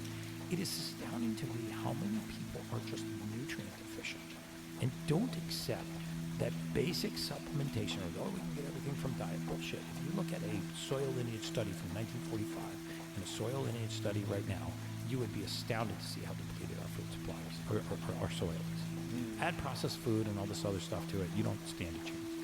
You need basic supplementation. All human beings need the same things. we need 2 essential fatty acids. Essential means they're essential for life. You need 9 essential amino acids. So you can supplement with the 9 essential amino acids in the morning. You can supplement with the 2 essential fatty acids, omega-3 fatty acids like black seed oil or good omega fish oil. You can supplement with the minerals. So many of us are mineral deficient, and we don't realize the expression of mineral deficiency.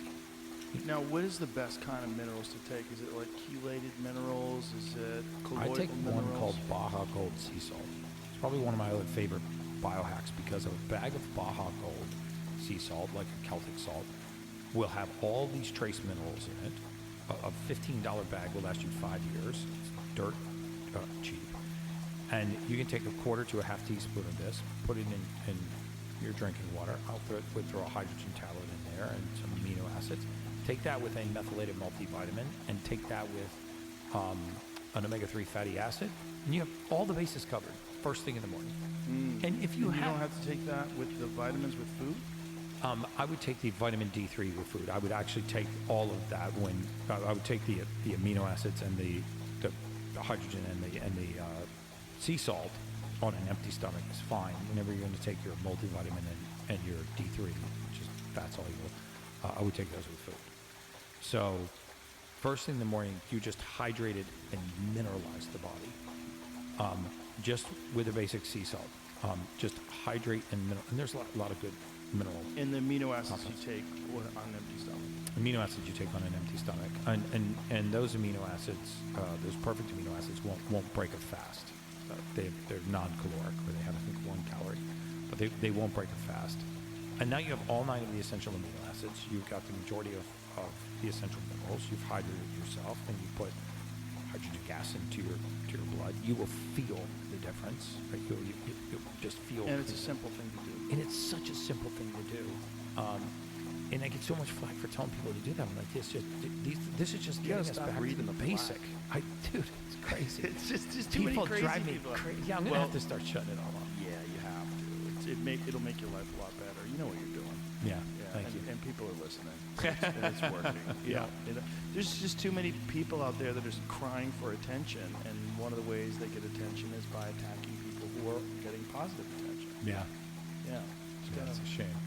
Fuck those people. Fuck those people. Anything else we should talk about before we wrap this up? I think It would be different. I pandered a lot to some extent. You know what I mean? Right. I did grow up in that neighborhood, Okay. but I'm out like this and all, you know. Right. And it worked out, luckily. But I look back and go, I would never do that now. From 25 years ago, the pandering and just talking like I'm fucking from the hood and shit, you know. And I had a good set. It worked out. But it was the second scariest moment in my career. But listen to what you just said. Both scariest moments of your career worked out great. Yes, they always, yeah. So, wouldn't that eventually build some confidence? Oh, I have confidence. Okay. Yeah. It doesn't I have. sound like it. Oh no, I'm just telling you scary moments. And listen, you always got to question yourself, Right. in this business, because you want to get better. You want to. You just. I don't know. I question myself. I go. I have. Not an ego. I have a reputation to live up to. Okay. Of the stuff I've done in this business. Right. So I come out and people are going, look, Bobby and Keith, we were at the cellar one night. I go, I got a spot at the underground. They go, we're going to come over and watch you bomb. That sounds like Keith. Keith and Bobby, right? So Nikki Glazer's on. Kill it. Not the cleanest, but funny. I don't give a fuck what somebody does. She's funny, and she was killing. So I went on, and my first 2 jokes, I had, they killed. And I go, see, Bobby, see, Keith, I can follow anybody, right? Right.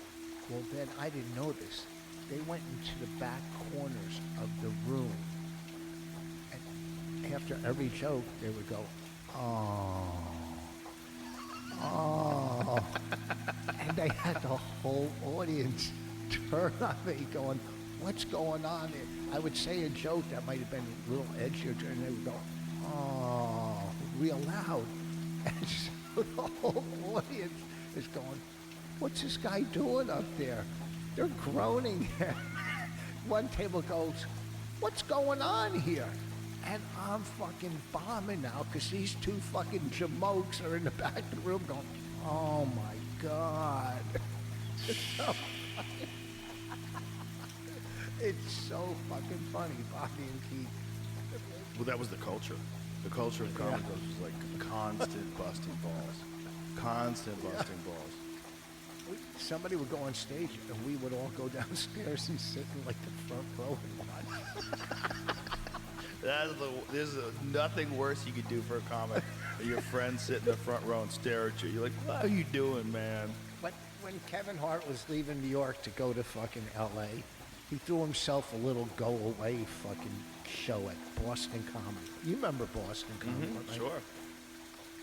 So he's on stage pontificating, doing whatever. And I don't know why, but me, Keith, and Patrice were in the back of the room. And there was like 10 phone books back there. And he's up, and we started throwing phone books at him. Phone books? Yeah, they were just in the club from, I guess they were delivered there, all these phone, and we're throwing phone books at Kevin Hart. And he says, on interviews, he goes, I knew I was accepted when they were throwing phone books at me. I knew I was part of the crew, you know. But we were just heaving phone books at him, like fucking three assholes in the back of the room, I mean. And we would just, it was just fun. It was probably the most fun I've had in comedy. When we would just stand out, me, Patrice, Keith, and Norton, till 3 and 4 in the morning in front of Boston, just trashing each other. Just and talking laughing. shit. Yeah. Just, you can't replicate that. It can't happen again. It's just so funny. Keith is, he's fun if you see him around, you know, or Norton or Bobby, but it was so much fun. I heard Keith is killing it now. Even with his strokes. His special, we were at the taping. The fact that he didn't win an Emmy, it was so fucking good, his special. He painted a picture when he was talking. You could see everything he was saying. Him in the hospital, him in the stroke. And it was so good. I walked out of here going, this is the best thing I've ever seen. It was so good. Wow. He was so good, you know. I don't know why he didn't. I mean, it's. Who gives a fuck about that? Yeah. You're Fuck right. off. Everybody knows how good it was. All those fucking award shows for art to me are some of the most ridiculous things. Yeah, like, really? How many fucking albums? Oh, I don't even want to say her name, but they don't know. They don't know. It doesn't matter. You're right. It doesn't. It's just an industry way that they can celebrate each other, and then they put on a show, and the show generates money, and they make a bunch of money from the show, and then it becomes a thing they hold over your head. Maybe you can win a Grammy, maybe you can win an Emmy, maybe you can win this. Yeah. You got to be a part of the club. Like, look what happened to Chris. He wanted to be a part of that group, doing the Oscars, and they get smacked by Will Smith. They don't arrest him, and then 10 minutes later, or whatever it was, Will Smith's on stage receiving the Academy Award, and they give him a standing ovation. Oh, it's fucking insanity. That is Hollywood. That shows you what these people are. To want their love and their respect is pointless. It's so true. They don't even know what they like. They like whatever everybody tells them to like. They don't understand what they're support. It's just a bunch of people wanting to be a part of the group that's the in group.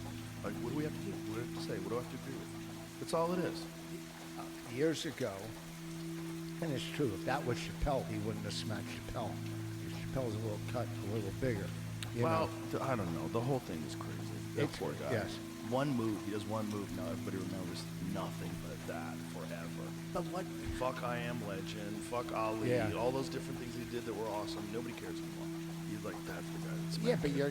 every day he's got to wake up in the morning and go, fuck. That one thing. Fuck.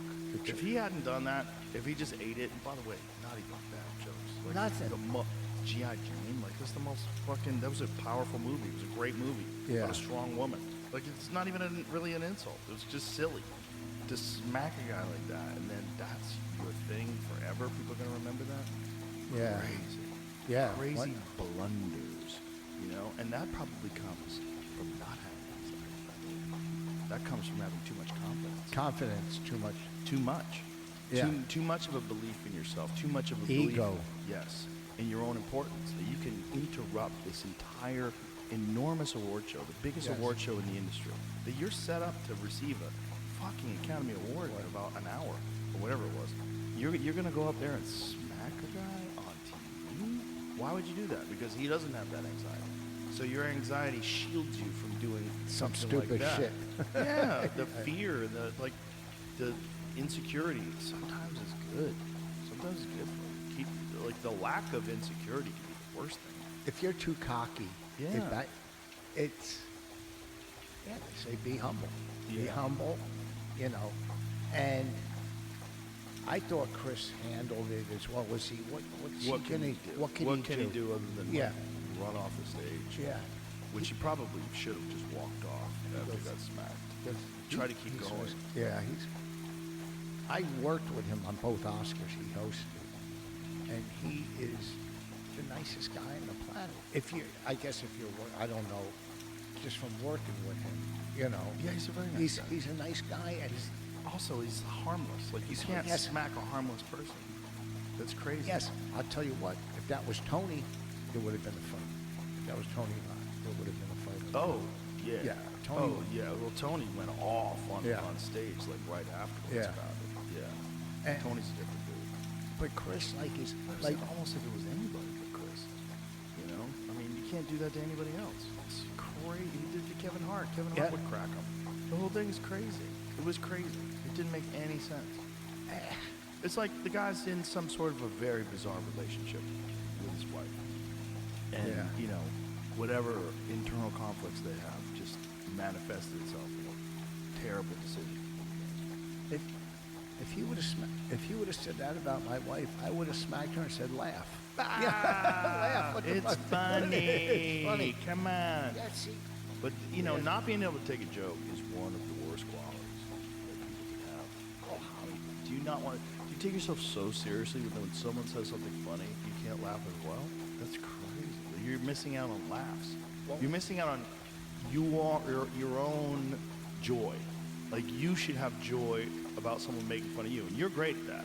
Yeah. You're great at that. It's one of the best things about you on O&A, is that when they would crack on you, you would laugh. yes, It's so they were important. good jokes. Yeah. They were funny. They They were were great on jokes. time.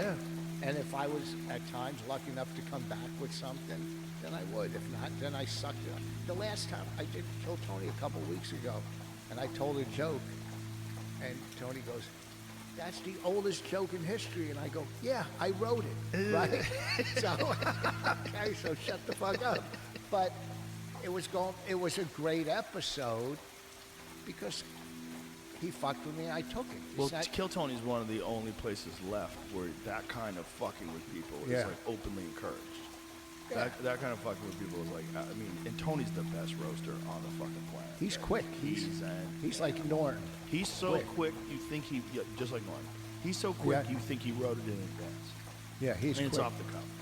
And he does it all the time. He does it in the green room. He does it everywhere he goes. Well, but here's the thing too. He's done that show for what, 10 years or more? Yes. He's built that muscle in his head. Where Yep. boom. Yep. It's automatic that something's going to come back. Well, when you host know. a show like that too, you understand the rhythm of the show, the beats of it. Yeah. You know, like, and he's so good at letting other people shine.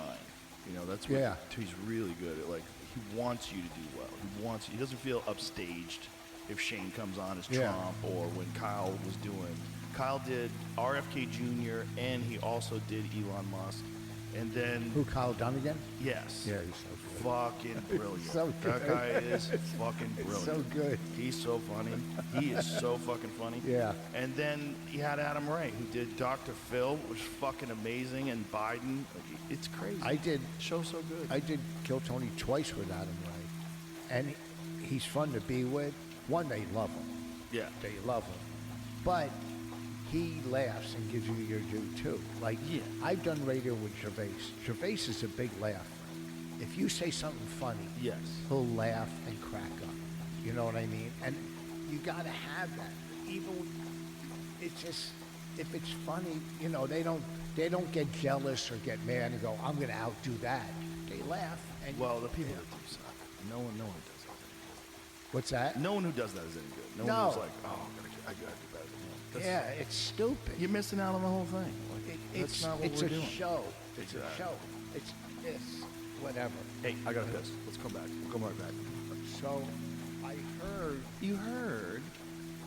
the stem cell, I can't do stuff for a couple of weeks. You can do things. Golf Yeah, for sure. with a stem cell? Yes, of course. If it gets shot into me Wednesday, what's tomorrow? Tuesday. Yes. I could play golf Thursday. Yes. What about the Definitely. BPC? Yes. Oh, really? Yeah. You just can't lift heavy weights. Oh, for I'm a not going to while. lift heavy weights. That's all it is. I Just don't tear it apart while it's building back up. That's But the whole so- idea. Don't aggravate it while you. Does that hurt when you do that? No, Then don't worry about it. not You'll really. be fine. A No. little. No. Well, you should be doing rehabilitation. You should have already. I'm looking at your shoulders right now. They look to fall apart on their own. You gotta exercise. If you're having injuries with your shoulders and the Yeah. muscles around them, and people are telling you to strengthen them, you should listen to those people. They're right. Well, no, listen, I went to physical therapy for my Right. back, and it's working. So why wouldn't you do it for your shoulder? Because I was waiting to do this shit first. That would Just- help. All of it would help. Oh. The more muscle was- that you have around your shoulder, the better it is. It was for only sure. 2 or 3 weeks ago he said, go to physical therapy. I go, well, he wanted to cut my shoulder. I said, I'm not cutting it. I'm going to try the BPC and the stem cell. So, You can definitely heal soft tissue injuries without surgery. The real Yeah. issue is when tendons are separated and they need to be put back in place and reconnected. That's the real issue. well, a lot of people tore rotator cuffs. Oh, yeah. Tear rotator cuffs. Yeah, I had a torn rotator cuff. I think I did it. I was doing upright rows with 50-pound kettlebells, and I think that was too heavy or too much. You got a trainer, bitch. Huh? Get a trainer. I'm doing all right. I mean, I know Get how someone- to work out. No, but What? obviously you need some help. Nothing wrong with a little bit of help. Look, do you want to get better or not? Yes. Okay. You get mean a for my professional. shoulder? You're Yeah. saying get a trainer for my shoulder or for for your my shoulder, whole? for everything, for all of it. So someone show you how to do it right, so you're not hurting yourself. Well, I think I'm doing triceps and biceps right. I know I am. I'm doing Let me lats see. right. Show me the guns. Well, they're not. Then how do you think you're doing them right? They're not bad. That's ridiculous. What, small? It's tiny. Oh, listen, It's there. I can see it. it's hard. Is it?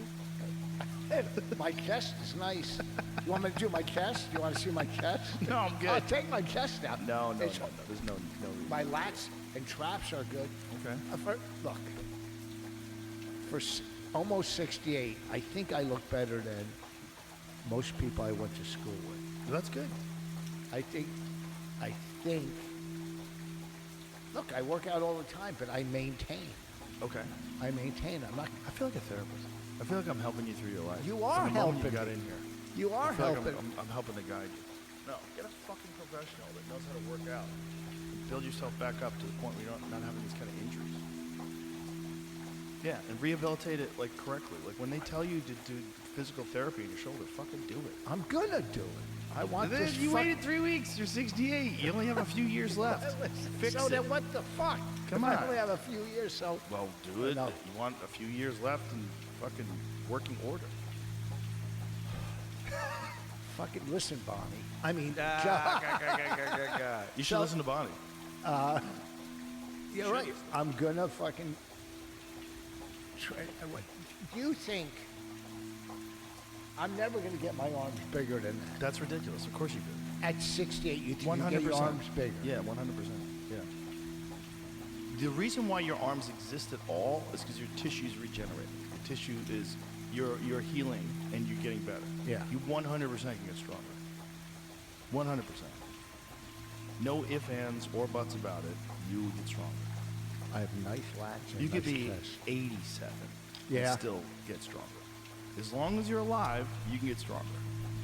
Because if your heart beats, if your hormones work, if you can move around, that means your body can repair itself. Well, I won't do, what is it that gets you hard? Viagra? No, the, Cialis? no, not the drug that makes you, Testosterone? Yeah, testosterone. What's it called? Testosterone. You won't do that? Well, because it makes it leads to prostate cancer. No, it doesn't. That's what my doctor told me. Your doctor's wrong. He died. It's incorrect. Your doctor's an idiot. He died 2 years ago. Dead idiot. He died 2 years. No, he What doesn't know hope do I he have? doesn't know the real studies. Like, there's a guy named Brigham Bueller who runs Ways to Well, who could explain the flaws in that study that showed that it gave people prostate cancer. Look, people get prostate cancer. Testosterone's not giving you prostate cancer. But It's like across the board, the same percentage of people that take testosterone or don't take testosterone get prostate cancer. There's probably a ton of variables. A lot of it has to do with diet. A lot of cancer has to do with diet. Fuel of cancer is sugar. You had a nice nap. But it's crazy to let him do that because now we know he wasn't really running the country. Yeah. We used to think he was actually running the country, and now they're like, no, he didn't even see those executive orders. Like, that was all auto-pen. He didn't even sign those things. Yeah, it is crazy. That's how a weird. old That they are. auto-pen's a weird thing. How many do you think? How many things do you sign and you have to auto-pen things? That's crazy that you can auto-pen. The whole thing is supposed to be signature. Yeah, that's your job. That's the thing. That's your job. You read it, you go over it, you make sure it's right, and you sign What it. the fuck are you doing? What are we paying? I don't What understand the shit, fuck are man. we doing? What are we doing? Are you auto-penning shit? That's the crazy thing about all those pardons. You know, there's like, how many pardons did he have? I think he had 9,000 pardons. And it was all auto-pen. So it's like, everybody wrote this out. If I had to imagine, worst case scenario, I'm not assuming or accusing anybody doing this, but I would imagine if you got a hold of that auto-pen, you'd be like, yo, I got the auto-pen. Who needs? All the boys is out. I need money. Yeah, yeah, You yeah. know, I'm trying to get rich, and you're trying to get free. And let's get something wrong. Just hit that button. I mean, how many times? First of all, if you can't be tried because they decide that you're mentally incapable of standing trial, that's what they said about him. They were going to try him on some classified documents case. They said the judge ruled that he was incapable of standing trial while he was running for president for the second term. While he was running for president, they were saying he's incapable of standing trial. So if we're saying that there's something wrong with him cognitively, but we're still allowing him to give people pardons, like if he's not sane enough, if he's not there enough to stand trial, To defend himself. How could he be there enough to decide whether or not someone deserves a pardon? That seems insane. And then, how could you use the auto pen? You're like, what about that guy? Yes, pardon him. What about that guy? Let him off, right? He deserved it. Like, his point, 9,000. There's no way. If you have all the time in the world, how are you going over 9,000 cases? With the marijuana releases, Well, that's nice. federal, How many of them? What can you? 6,500 or so. Oh, that's nice. But auto pinning it is, when you think about what that means, that is crazy. That's crazy. Yeah. It's just, is that shit for sale? Pardons are crazy anyway. You just let somebody out of jail because you're the king. You're the king. Fucking fuck that trial. Yeah. Fuck that jury. I like You're that guy. free, bro. I don't mind it. Yeah. That's crazy power. Let people out of jail. Hmm? You know. And mask them. What was the total? Because It's 9,000. 6,500. I agree with. I agree with all those marijuana. Well, that's not a real thing. I feel That's bad. the craziest shit. That there were people in Colorado that were in jail for selling marijuana, looking out the window of their prison to marijuana dealerships, selling marijuana legally. And nice packaging. Yeah. nice. Nice. With barcodes on it. Little cartoon characters smiling when they're high on them. Snoop Dogg on the cover of a bag. Yeah. Oh, my See, that's the God. good thing about progressive governments, right? Progressive governments like Colorado, they realize that people's right to experiment with all kinds of different things, including alcohol, but also like you should have the freedom to take things. You should have the freedom to explore your own consciousness. And Colorado agreed with that real early. You know, that's the good thing about progressive governments, and that's the bad thing about a lot of conservative governments. They want to stop you from doing that. You know, they want to prosecute people for that fucking grass, that dirty, here's your dope. You're fucking dope. Yeah, they don't like it when your mind opens up a little bit. But you said it earlier. Oh man, if we could just get everybody on mushrooms, everybody might love each other and all these things. Yeah, That but I don't is think scary. they think that way though. 8,000. The record-setting number includes a collective act of over 6,500 individuals for marijuana possession convictions. So it's really not like he has more than anybody else. Yeah, so Washington it did just it. looks like, it looks like more than everybody else because it's just 6,500. He actually only released 1,500 then. Yeah, look at Andrew Johnson. Close to 9,000, I think, at the end of the day. Oh, at the end. So even then, 2,500, not pretty normal. Yeah. Like how many did Almost 2,000. what about Trump? He did 1,500 on the first day, early January 6th. How come that's Trump right. didn't free Joe Exotic? Let him go. With the Tiger We King need out, Tiger dude. King 3. We need it. He said he only did 230 on the first time. Oh, only 237. That's not a lot. Oh, so the new one, when he came back, he pardoned 1,500 individuals connected to Jennifer. They keep saying Capitol riots. Yeah. But why Andrew Johnson? 8,000 pardons. That's what it said. Andrew Johnson. He's 1,900. For silver coins. Sitting in his fucking bathtub with all these silver coins.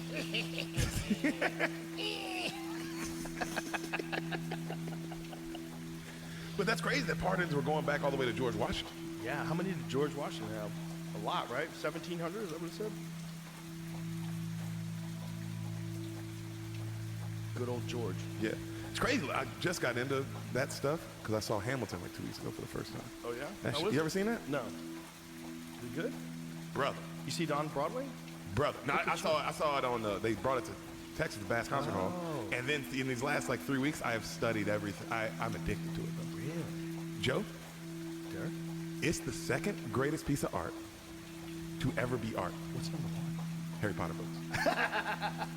I wish you were here for this argument. Harry Joe, Potter books is number one. When this Harry happened, Potter- at Mitzi's, when he was going off at Mitzi's about this. Well, these Oh, really? motherfuckers was trying to bring up the Bible. It's like, get the fuck out of here, dude. Harry Potter's better than the Bible? Not even close. Really? It was, Joe, it's What makes already you the say second that? greatest selling book of all time, and it's only been out since 1997. Think about that. That is pretty crazy. I'll tell you what, my kids were addicted to it. It's the, when I read it, this is also, I read it like a month ago. I just found out about both these things. And Really? I You knew just Harry started Potter. I reading it saw a the month movie. ago? I knocked it all out. Wow. I knocked the whole thing out. How is it? Greatest thing Is it ever better written. than the movie? It's not even close. And I love the movies. Movies are great, but it's so fucking good and so in depth and so. I mean, it's the classic hero story, you know, a hero's tale. But man, it's so fucking good. And rereading it and just how deep the characters are and how incredible it is, and it's beautiful. But Hamilton is number 2, greatest art. And I mean, when I say art, I mean anything ever written, painted, musically sung. Really? 1, 2. Wow. And then the Bible? Maybe The Departed. Departed might be 3. You ever seen The Departed, man? That first, when that elevator opens up and Leo gets his head blown off, they think, oh, I feel it still. Be 3. Yeah. That's you. Oh, you just killed all your credibility. He took Departed over Apocalypse Now. Oh, Apocalypse How dare Now is you? great. How dare Oh, I you love take Apocalypse Departed Now. over Apocalypse Now? I love Apocalypse Now. But Hamilton, Joe, That good. brother, it's so. If you like history, because I'm not a history guy. I'm not Hassan. Me and Hassan talk about because he loves history, and I know what I know, but I'm not looking for it. Right. I watched this shit, man. It was so cool. Everything is educational. The whole thing. And you think it's gay because it's like, oh, it's a musical. You think it's gay? Everyone's black. Like, why is Thomas Jefferson black? You know what I'm like? Everyone in the play is black, and they're all playing these guys. Thomas Jefferson, Washington. But everything is singing. The whole thing is singing. So the writing is incredible, and it's literally the story of Alexander Hamilton. And I had no idea how important this man was. Wow. He was an orphan. And then, you know, it ends, of course, with the duel between him and Burr, Right. which is insane. You know, Burr was vice president when he killed the treasurer. Really? Hamilton was treasurer, and he killed him in a duel. while he was vice president. That's crazy. Because they had 15 years of beef, and you get to see why they've been beefing. It's just two ideologies of this man grew up orphan, mom died, dad left him. He's from the Caribbean, Alexander Hamilton. He's just an absolute genius who had to come out of the absolute mud. Aaron Burr's a trust fund kid who is a politician through and through. He was raised to be a politician who never his cards are close to his chest and he never shows anybody what he's thinking. True politician. Hamilton's a wild guy. Well, I mean, everything from just the way he didn't like how Hamilton always is talking, and Hamilton is a loud guy and he's just rambunctious and didn't follow the rules of politics. He was very, a wild card. He was also young, and Burr was like, no, you do it this way, you do it this way. This is how you're supposed to do it. So that happened for 15 years, and then what made him kill him was Burr was going to be president. He was going against Jefferson. Jefferson and Hamilton had been beefing. They hate each other. But Hamilton didn't like Burr so much because he said at least Jefferson stands for something. And the last vote to make Jefferson president over Burr was Hamilton. And so and then of course he talked some more shit about him, and then Aaron Burr was like, we're dueling. Fuck you. With musket guns. Musket guns. Those old school bullshit guns. And because he shot Hamilton wasn't trying to kill him. He shot over his head, because that was like a thing you do if you weren't trying to kill somebody, but you were like, I'm letting you know, but like we're dueling, but I'm not trying to kill you. Right. But he didn't know because he shot first. Burr just thought he missed. So he shot him right in the fucking stomach, right in the ribs. Killed him. And it was it was like a few miles away, maybe like right near the same spot where Hamilton's son died 3 years before. Like that law, knowing when it's too much. Like he could have just shot over him. Could have. The other guy shot over him. But I thought you just missed. How am I supposed to know? I thought you were trying to kill me. I thought you were trying to kill me. Exactly. And no one saw it because so to have a duel, you had to have other people there. You had to have a doctor. You had to have two people. Had to have representatives. All this stuff. But everyone turns around, so that way there's no one could go to prison for it. So they tried Burr for it, but there's no eyewitness. Wow. And it ruined the rest of Burr's life. The rest of Burr's life because everyone loved Hamilton. Because Hamilton was George Washington's right-hand man. He fucking is one of the main reasons we won the Revolutionary War. Wow. He was remember when David Letterman got caught for cheating and was like, well, I'm going to go out and I'm not going to get blackmailed. I'm going to go out and say, hey, I cheated on my wife. Get the fuck out of here. Like, I'll take the heat. Hamilton was the first guy to do that. Really? The Reynolds pamphlets, where a woman did the same thing. He fucks this lady, and her husband comes up to him later and is like, hey, you owe money. Like the husband's like, hey, you fucked my wife. I know you fucked my wife. I know who you are. You can keep fucking her. I think she's a whore too. But I want said it. But I want money. Really? Yep. And then of course How Jefferson. much money? I don't know. I think it was like $30. But I don't know what that was at $1,700. Well, I could go back and talk to Hamilton. Like, give him the money, man. Dude's cool. No, but he wanted continuous money. How much? I don't know the number exactly, but I think How it was. How good is this lady? How fun is she? Apparently, she's pretty good. If you keep this relationship going, it's like beneficial to everybody involved. Everyone. You just need a little money? Oh, okay. You're not even mad? Okay. Yeah. And you got the money, you Hamilton. What's he doing? Spend that money. Spend them fun coupons. Yeah. But I think he also he didn't like that the other politicians were using it over, like, hey, we found out that you were doing this, that, and but weren't they all monsters back then? Monsters. They own slaves. They own slaves. All That's what's the craziest thing. The moral high ground at the beginning of this country. Getting away from evil. We got slaves. What are you saying? Everybody's a monster. Yeah, Wash is the most loved, had the most. It's like everywhere you go, there's hypocrisy. Like, did you ever see that thing when Don Lemon was talking to this lady about reparations for slavery? You ever see that thing? No. Oh my God. Please find it. Don Lemon is talking to this British lady about reparations for slavery, and she lays out the beginnings of slavery to Don Lemon, and you see Don Lemon's dumb ass like, oh, very interesting. Watch this. You didn't know. It's just, he was saying something that, there should be reparations for slavery. I think it's a political talking point at this point in time. I think there's people that still think that people today should get money because their ancestors were slaves. I totally understand that argument. However, what this lady's saying, did you find it?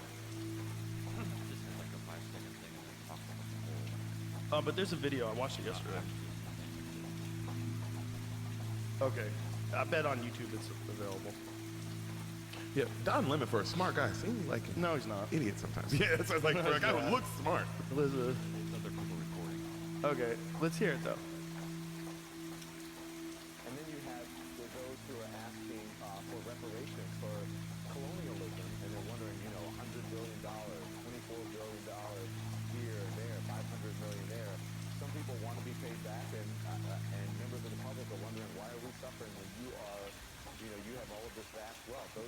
legitimate concern. Well, I think you're right about reparations in terms of if people want it, though, what they need to do is you always need to go back to the beginning of a supply chain. Where was the beginning of the supply chain? That was in Africa, and when it cost the entire world, when slavery was taking place, which was the first nation in the world that abolished slavery? First nation in the world to abolish it. It was started by William Wilberforce, was the British. In Great Britain, they abolished slavery. 2,000 naval men died on the high seas trying to stop slavery. Why?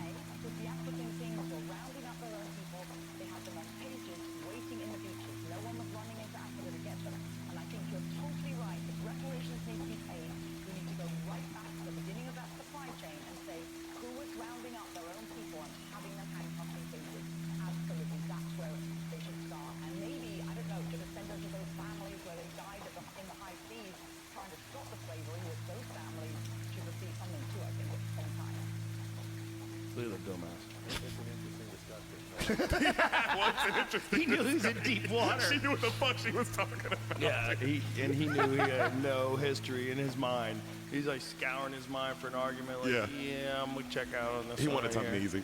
He wasn't ready The for that. producer's in his ear. Wrap it up, Dom. Wrap it up. Wrap it up. We're going to commercial. We're going to Pfizer. Oh yeah, when the woman brought up the ships and everything, you're like, oh, We got an Ozempic commercial on deck. Wrap it up. Wrap it up. Oh, that big. Oh. Yeah, that's the dirty thing about it. It's like people were monsters. Yeah, There's Irish were slaves forever. People were indentured servants. They're brought over here.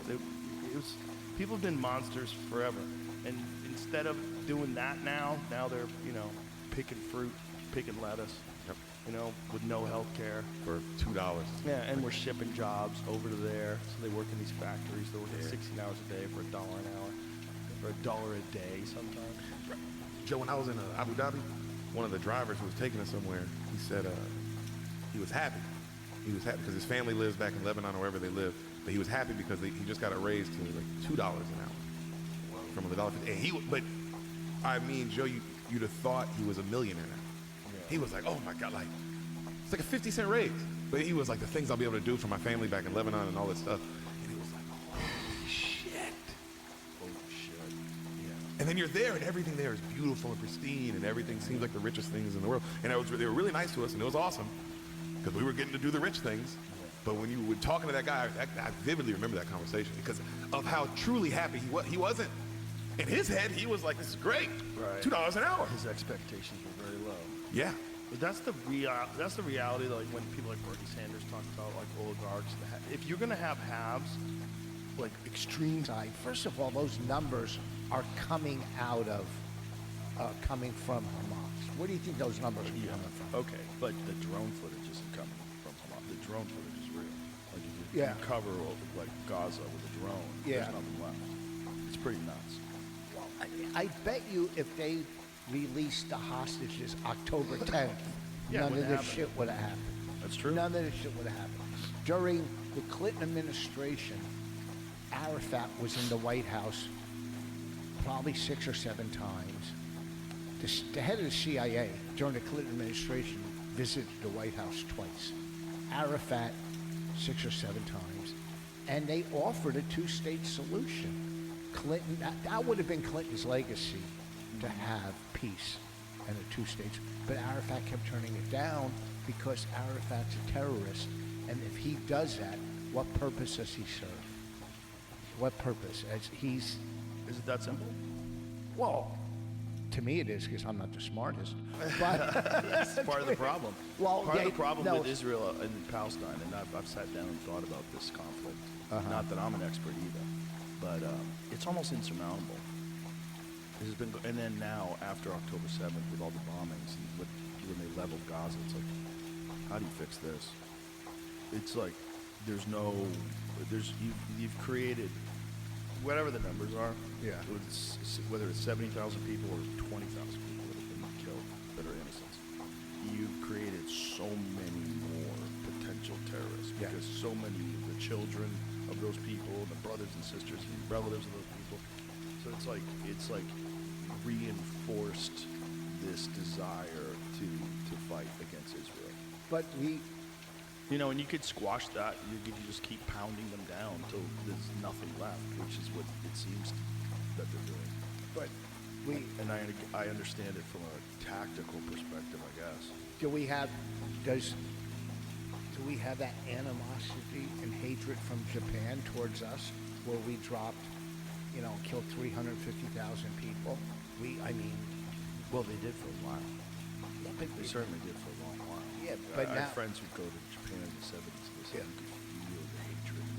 yeah, but now it's 55 Yeah, years they're not like later. that at all now. Yeah, okay, But it's a so- totally, completely different generation. So you think future generations will think about Israel the same way we think about Japan? Or Japan Well, thinks about us? No, because future generations in the Middle East, this has been going since day one, since the 6-Day War, Oh, yeah. since the Yom Kippur War, since day one they've been being attacked. So there's never Well, it's also before Israel was founded. You got to go back to how they were being persecuted in Europe. It was insane. Yes. There's this guy, Daryl Cooper's a lightning rod for controversy, unfortunately, but he's got an amazing podcast. He's got this series called Fear and Loathing in the New Jerusalem. And it starts out with the Jews being persecuted in Europe, and he takes you through what it would have been like for those people. And the gangs of people roaming down the streets, raping women, beating men to death in the streets. And it's so crazy because it's real. It happened, and it was these people's neighbors. And, this was why they got so many people to move to Israel in the first place. Yeah. Because when they said, look, we're setting up a state for just for Jews from all these Eastern European Jews are like, okay, we're in. And they moved, and then you had and they've also been there since Christ. They've been in Israel. Jews even have been before that, right? a couple weeks. But I think Yes. it predates. I mean, Doesn't it predate Jesus? Yeah. I'm not a historian. This isn't my Let's whole find life. out. Let's find out since we can. What is the earliest? When did Jews first settle the land that's now known as Israel? It was Judea back then, right? Like what was it called? What was it initially called? Miami. But also, this is like, this is one of the reasons why this area is so contentious, is because Christians really believe that when Jesus Holy comes Land. back, that's He's where he's coming going to back come. to Jerusalem. He's going to Yes. come back to Jerusalem. Like, are you fucking sure? But here's another thing too. And I'm not. Listen, I've worked. I'm not going to be that guy. Oh, I had a Muslim friend. Listen, Jews have been a history in the land of Israel, their presence dating back to the second millennial BCE. Okay, settling in the area around 1250 BCE. So that predates Jesus by 1250 years. It's funny they call it before current era. Yeah. Like current era is not 2,000 years ago. Just say before Jesus, you motherfuckers. that's what I said. Second millennial BCE, the Israelites, considered to be the ancestors of the Jewish people, emerged as an outgrowth of the southern Canaanites. The Israelites entered Canaan in 1250 BCE, settling the hill country in the south. 10th century BCE, two Israelite kingdoms, northern kingdom of Israel and the southern kingdom of Judah emerged. The kingdom of Israel was conquered by the Neo-Assyrian Empire in 722 BCE. And in 586 BCE, the kingdom of Judah was conquered by the Neo-Babylonian Empire. 538 BCE, the Persian Cyrus the Great ended the Babylonian exile, and the Jews returned to their homeland. So they've been there since 538 BCE, started in 1250 BC, so they were there before anybody. Yeah. The Romans destroyed the Second Temple of Jerusalem in 70 current era, leading to the Jewish diaspora. Wow. Crazy fucking history of controversy in that one place. 48, State of Israel was established. Many Holocaust survivors welcomed it as a homeland. Yeah, 48, and since then they've been at war. And so they started settling. Another wave of Jews started coming in 1904, from 1904 to 1914. So Yeah. before 538 BC. Yeah, but the problem is, like, we're Palestinians there. Like, what are they? They don't even have a country.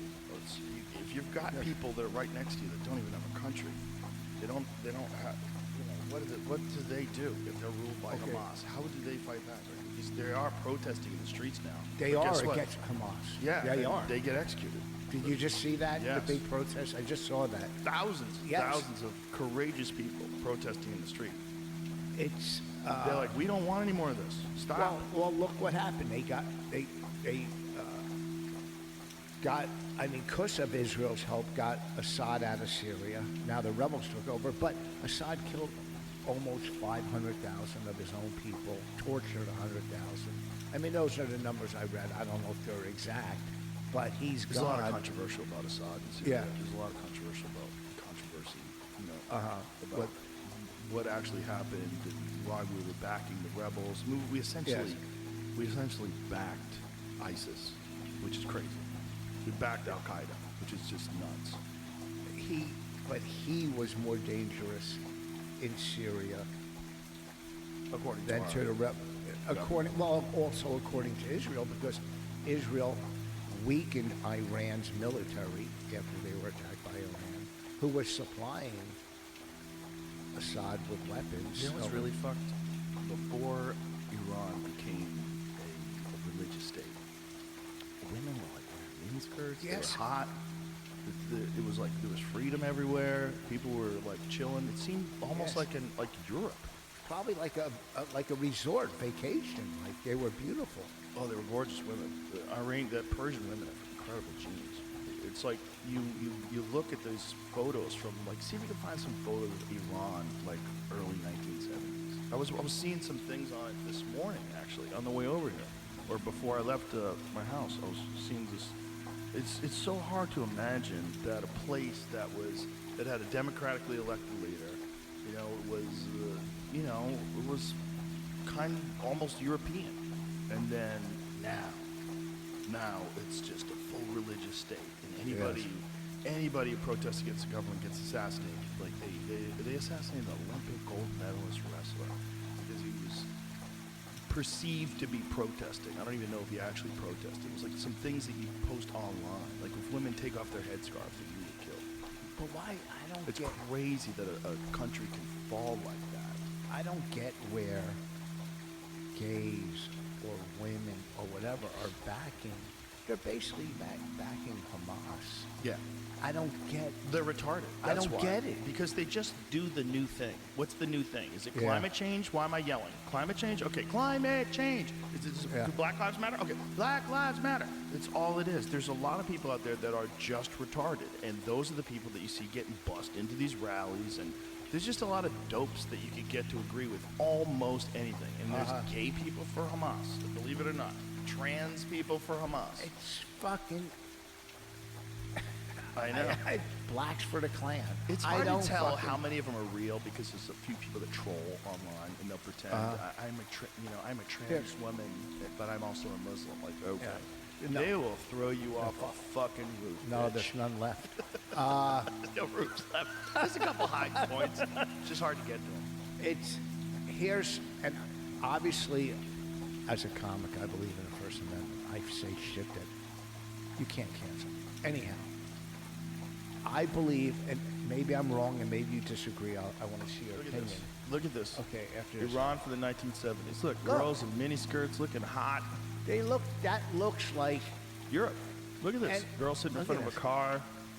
Cute little outfit she'd on. be fucking killed doing that now. Yeah, look at the beaches in Iran in the 1970s. Isn't that fucking crazy? No litter. Look at these. God, Look at the tits on that one. hot. One Oh. lady though, that was the future. The future's in the lower right corner. Oh. Covered up like Yoda. Crazy. It's crazy. That's what happened to that place. Like, look at these people all hanging out, being free. 1979 is when it all went to shit. And they call it the revolution, but U.S. backs. Okay, what's your opinion? This is my opinion. Free speech. Protest all you want at colleges, protest wherever, but take off the masks. I think you should take off the masks, period. Yes, I don't 'cause- believe in a society where people walk around with their faces covered. Well- I think it's too dangerous. Yes. It's a public safety issue. It's too hard to identify criminals. It's too hard to identify someone who commits a crime. during the Vietnam protests, there was never a mask. Those Right. people were proud to protest against the Vietnam War. But there They also were out wasn't there. facial recognition software and cameras in the sky. It's like, you know, there's a lot of That's true. considerations. That's true. But now they're hiding and they're committing, to me, some crimes on campus. I think Well, they're certainly doing a lot of things they shouldn't be allowed to do, like Yeah. disrupting classes and screaming at professors. And, yes, they're and it's organized. Yeah, it's organized, and people join in because they just join. They want to be, A like part I of the said, group. and Yeah. there's a lot of people in this world. There's leaders and there's followers, And there's and a there's a lot of followers. More followers. Yes, than leaders in the world. Yeah. So I will get off of this because I know we're kind of, but I just Oh, you want wanted your to. map back? No, I have other things in there. I have other good points in there. Okay? It is a You good know, point though, but it's yes. like when you have people that are bitter enemies like this, like these Yeah. kind of conflicts take thousands of years to work through. And in the case of Israel, it's still It's it not- is thousands of years old. It's look how they gonna win anything through the UN when there's 22, 23 Arab countries in the UN and Israel. So everything's gonna be voted against Yeah. Israel. They're 22, 23 fucking Arab. Like I said, this I can't solve or whatever. Is it unfair? Is it whatever? My concern is what's going on in this country. That's my main concern. My daughter's going to college. I don't want her to go to a college where she feels scared to go to class. Right. Where she feels threatened just to be who she is.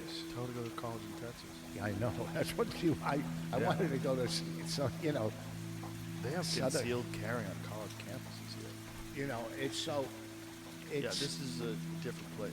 it's a different time. This is but what it's- America like is supposed to be in a lot of ways.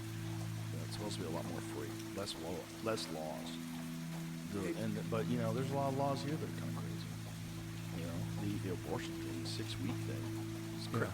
Most women don't even know they're pregnant that quickly. I think if a lady, a woman, okay. I told you I walked out in 11th grade. If a lady, I think, does all her chores, I think once a week she should be able to wear slacks. Abortion to me, it's not really. I think a man, and I could be wrong. If you're married or you live with your spouse, the male might have, 20, 25% of the decision, maybe 30. But some single guy probably never had a girlfriend, never lived with a girl. Shut the fuck up. Yeah. Shut the fuck up. That's You- what, you just want to be part of something. Well, people love controlling people, though. Yes. They really do. Which is why, those climate protests drove me fucking crazy, where they would Yeah. protest for climate change by blocking the highway. Those fucking idiots. Yeah. All they want to do is control people. That's what they want to do. You're not changing anyone's mind. No, not at all. Holding a flag in the middle of the highway. You're just Yes. pissing people off, but you're controlling people by stopping traffic, and that's what people like to do. They like to control people. And they don't know if somebody's given birth or somebody has to get to the hospital or for anything. 100%. It's all self-centered. Uh-huh. Fucking, I'm more important than you. Yes.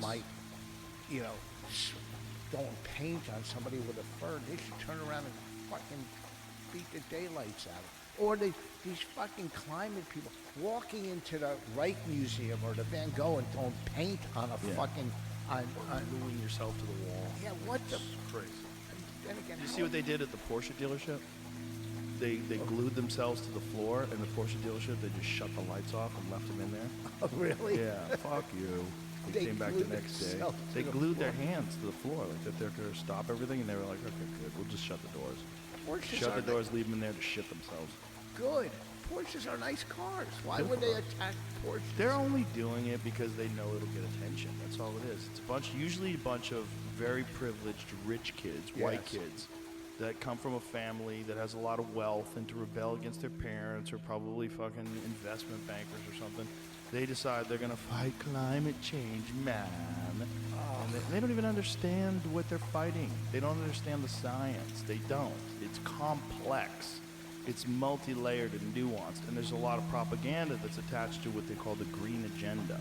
Because the green agenda, like all things that are big and public, is profitable.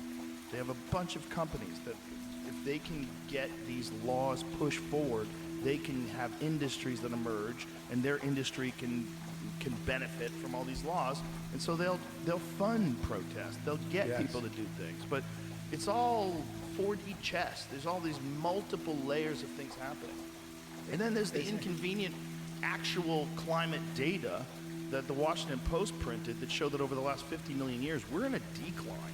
The Earth is in a cooling period, and the Earth's never, like, you probably know this, but for people who don't, there's never been a static temperature on Earth. It's always gone up and down wildly. It's unpredictable. It has multiple factors. Carbon is probably one of them, but it's not the big one. It's not all of it. There's solar activity that's you can't control at all. Solar flares happen, and some of them happen. They've happened in the early 1800s. They blew out all the fucking Morse code systems. Like, what was like there was a big solar flare in the 1800s that. See if you can find that. But they could blow out the power grid, easy. Kill all the satellites, easy. What carbon is food for plants. It's the dumbest fucking thing to protest against. Pollution is a giant issue. Yeah, do we have an impact on the weather? I'm sure we do. We have an impact on fucking everything. But CO2, net zero, all this shit, this is nonsense. Carrington event. Most intense geomagnetic storm in recorded history, peaking on 1 to 2 September 1859 during a solar cycle 10, created strong auroral displays that reported globally and caused sparking and even fires in telegraph stations. The geomagnetic storm was most likely the result of a coronal mass ejection from the sun colliding with Earth's magnetosphere. So if we have some of those in the future, it could do anything. Let's see, a geomagnetic storm of this magnitude occurring today has the potential to cause widespread electrical disruptions, blackouts, and damage to the electrical power grid. We've got real problems, and you're not going to solve it with electric cars. You're just not. You're not going to solve it with windmills. No, look, if you drive up the Jersey Turnpike or anywhere, and the factories and the lights and all the smoke and all that shit, just everything, all right?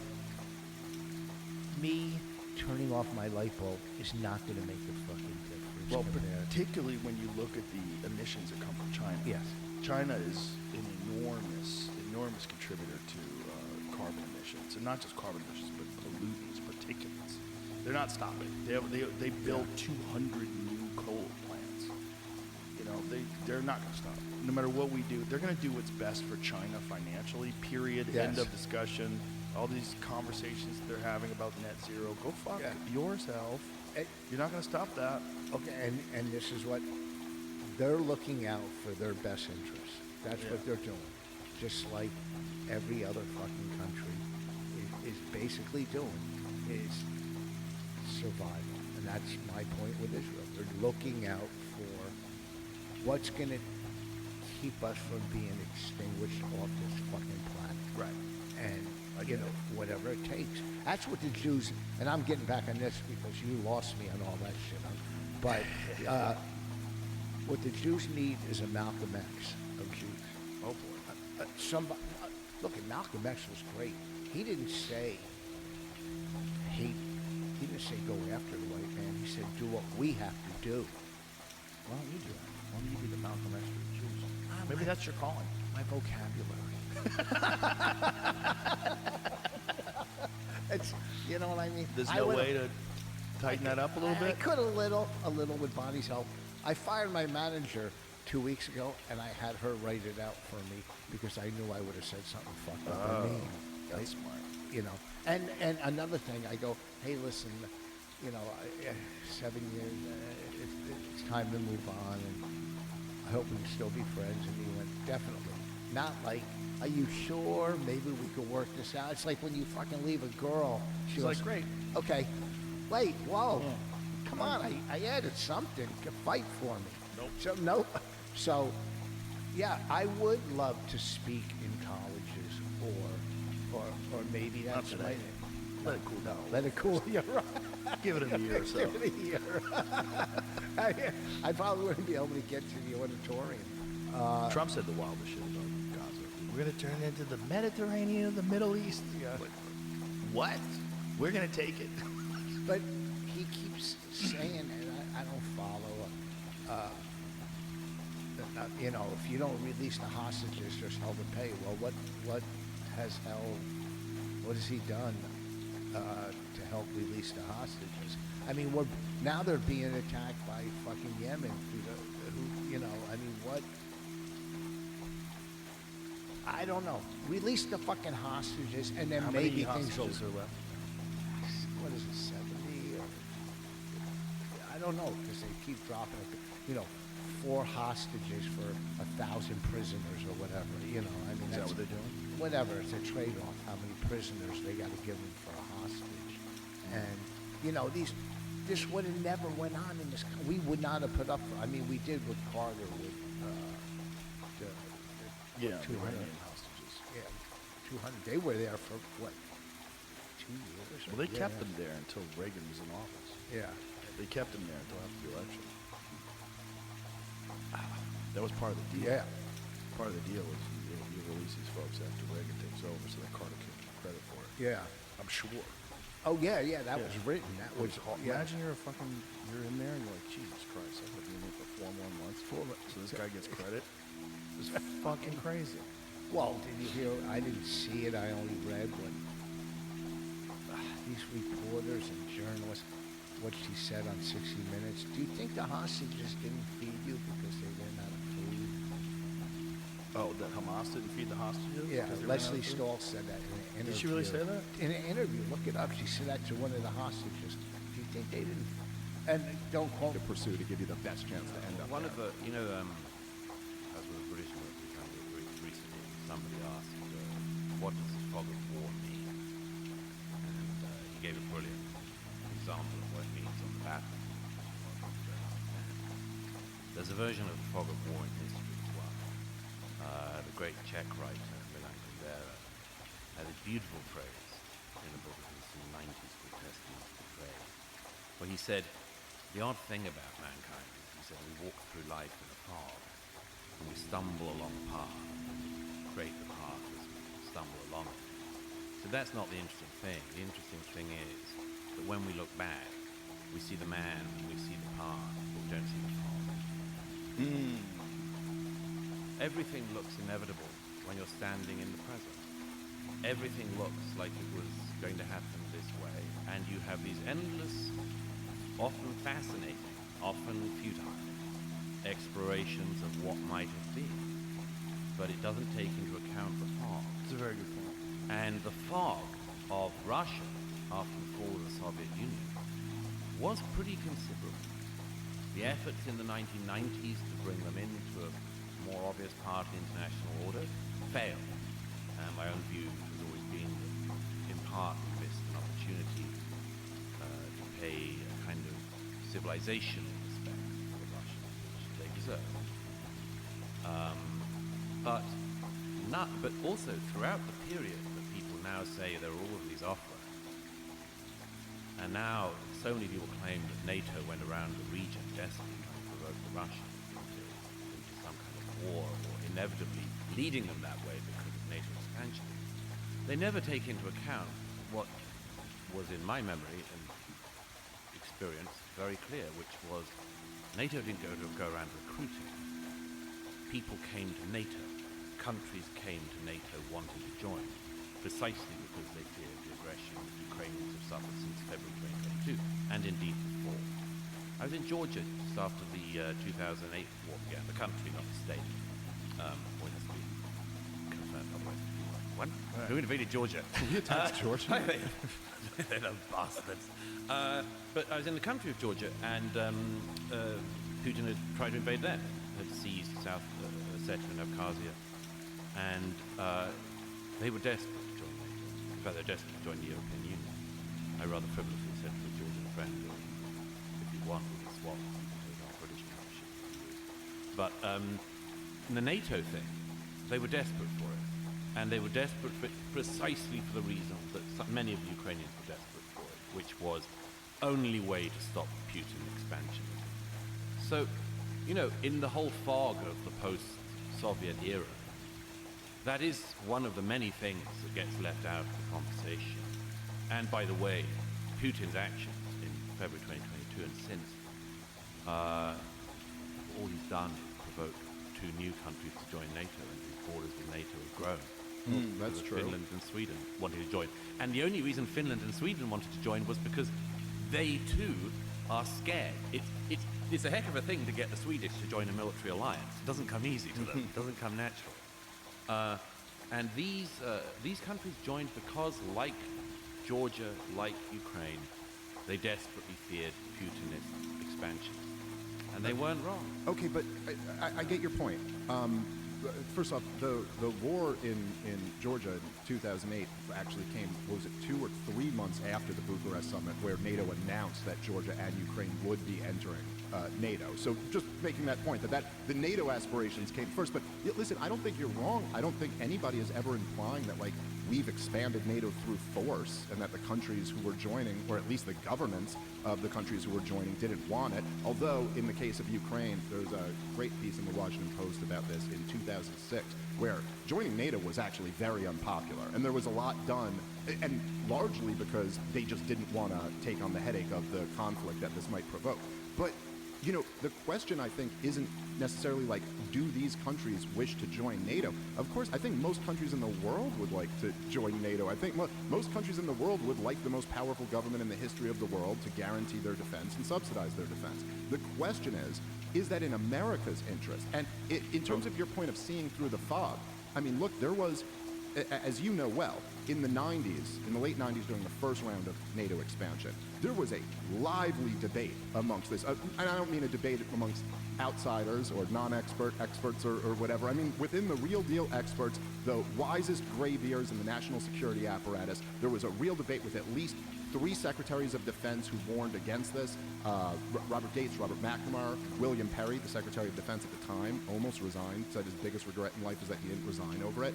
George Kennan was able to see right through that fog.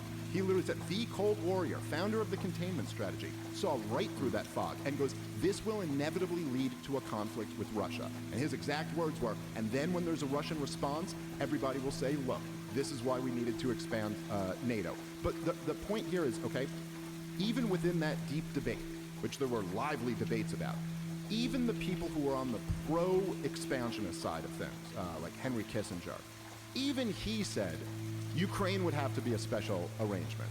Ukraine will not come into NATO because obviously that's leading to a war with Russia.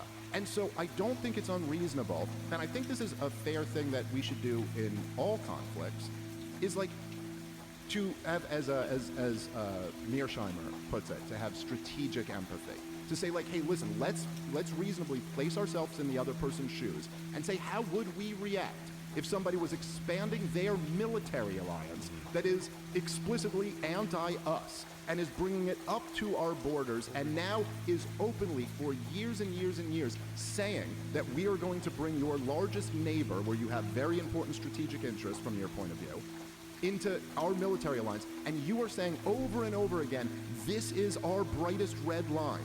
Do not do this. And then they keep flirting with doing this over and over. Then they back a street putsch that overthrows the government there. Don't you think maybe that would be a provocation? First of all, 2 things. If you want that strategic empathy, I'm not an admirer of, but if you want to do that, you can do it the other way around as well, surely. Yeah. I mean, do the same thing with Ukrainians.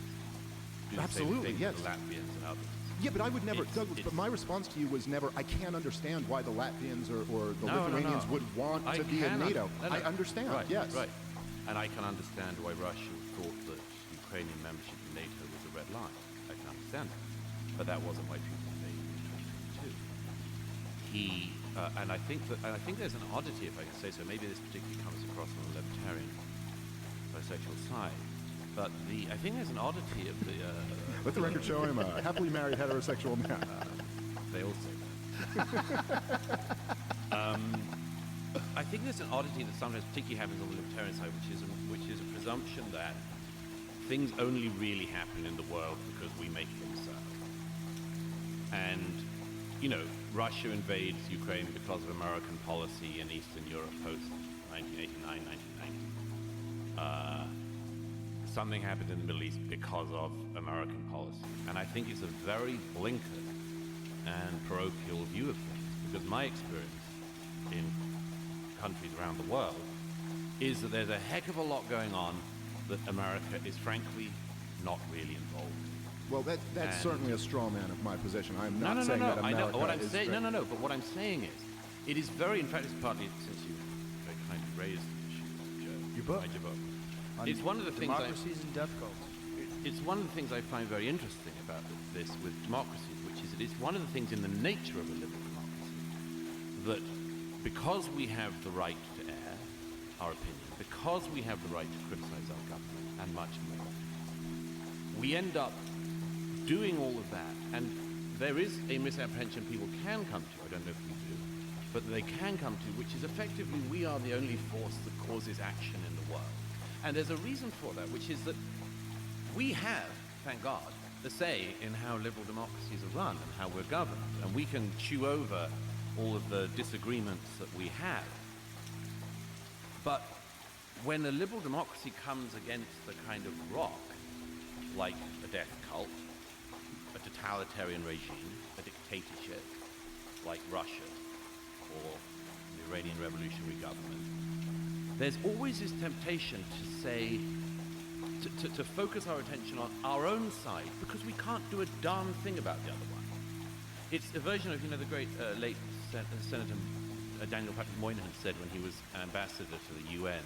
He had this great rule, it's sort of known among those that know about it as Moynihan's rule, which is he said, if you sit at the UN, the UN Human Rights Council, or any of these bodies, you would come away with the belief that the most abused people with the fewest rights in the world live in America and other Western liberal societies.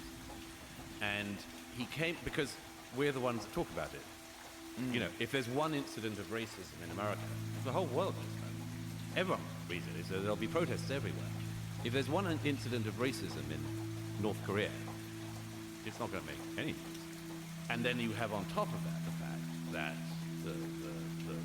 the way in which despotisms, death cults, and dictatorships work, the information just doesn't come out. And Moynihan's rule ended up being that it's an interesting point. He said that his rule by the end of his time at the UN was that the number of human rights violations that occur in a country happen in exactly inverse proportion to the numbers of claims of human rights violations. Because only the countries which care about it and which such things can be aired in are ever going to get it out. But the point of Moynihan's law, the warning of it is, be careful not to come away with the mistaken idea that the freest and most liberal societies are the worst. And I think there's a version of Moynihan's law that applies to the Middle East, to Ukraine and Russia, which is, we come away with this, people may come away with the impression that the bad things in the world effectively all come from here. And there is quite a lot to be said for some of that, but there's not everything to be said. And much of the world runs on a dynamic and a dynamo, which you can't do a damn thing about, other than to try to understand. Yeah, okay, so I mean, again, I certainly, there is truth to a lot of that, and I think that is a fascinating kind of dynamic where there is something about kind of like, I noticed this even just with my own kids. Like, it's like, and people, when you have kids and you raise them really well, like you're really sweet to them and you don't hit them and you give them a good life, small things end up becoming huge, like things in their mind. Like, someone pushed me at the playground and it's like, whoa, this is, whereas like the way I grew up, that would have just been kind of like a non-event. But anyway, I think it would be certainly incorrect to assume that everything that happens bad in the world is somehow a consequence of U.S. meddling. I also think that there's people on the other side here, maybe the people who are more neocon leaning, more war hockey leaning, they have a tendency to only focus on the bad things that everybody else does and act like our policies have no impact on this. So, right, so very specifically, you know, with the Russian invasion of Ukraine, and I'll just get two bullet points on this, and we can talk about a lot of this. But look, number one, in 2008, as you well know, right, the Joe Biden's CIA director, who was the CIA director for the entire war up until Donald Trump just came back in, he wrote the Niet means Niet memo to Condoleezza Rice, a private cable to the then Secretary of State when he was ambassador to Russia, to let her know that this flirting with bringing Ukraine into NATO is gonna end up in a war. And by the way, the Russians don't want to do it. His words exactly. If you keep pushing with this, the Russians are going to have to make a decision that they don't want to make, which is whether they intervene or not. And number two, Stoltenberg, I might be butchering that again, but the head of NATO, he himself said that Vladimir Putin sent him a draft treaty in late 2021 and said, look, if you just put into writing that you will not bring Ukraine into NATO, I won't invade. Now, if you want to argue that... I admire your appeal to authority to the head of the CIA. It's not an appeal to authority. Well, how is that an appeal to authority? You regard the view of the CIA director on that occasion as being useful to your argument. But secondly, hang on a second. There's an oddity to believing what Vladimir Putin said. No, wait, hold on, but you didn't let me finish my point. Okay. So don't believe what he says. I'm not going to pretend to read his heart and mind or something like that, but at the very least, you handed him the giant excuse in order to do it. I mean, maybe he doesn't really believe it, but this is his argument to his own people and to the world, that it's like, look, and we put him in a position, if you hate Vladimir Putin, he's such a terrible guy. Well, we put him in this position where he gets to now very plausibly say to the international community, in the same way that if the Soviet Union had survived and the United States hadn't, and they were... He doesn't very plausibly have the opportunity to do that. He invaded Ukraine because he wanted to annex the whole country, because he was trying to pretend that the whole place had been run by Nazis. Well, I mean, okay, the whole place wasn't run by Nazis. There's certainly worse than Nazis there. This is what he told the Russian people. He also brought up, listen, when he announced... You can lie an awful lot when you're a dictator, and you have the ability not just to run all of the media, but to kill your political opponents. I mean, you can do an awful lot. Sure. None of this... I just got back from Ukraine again the other week, and it's so weird. I saw the Oval Office meeting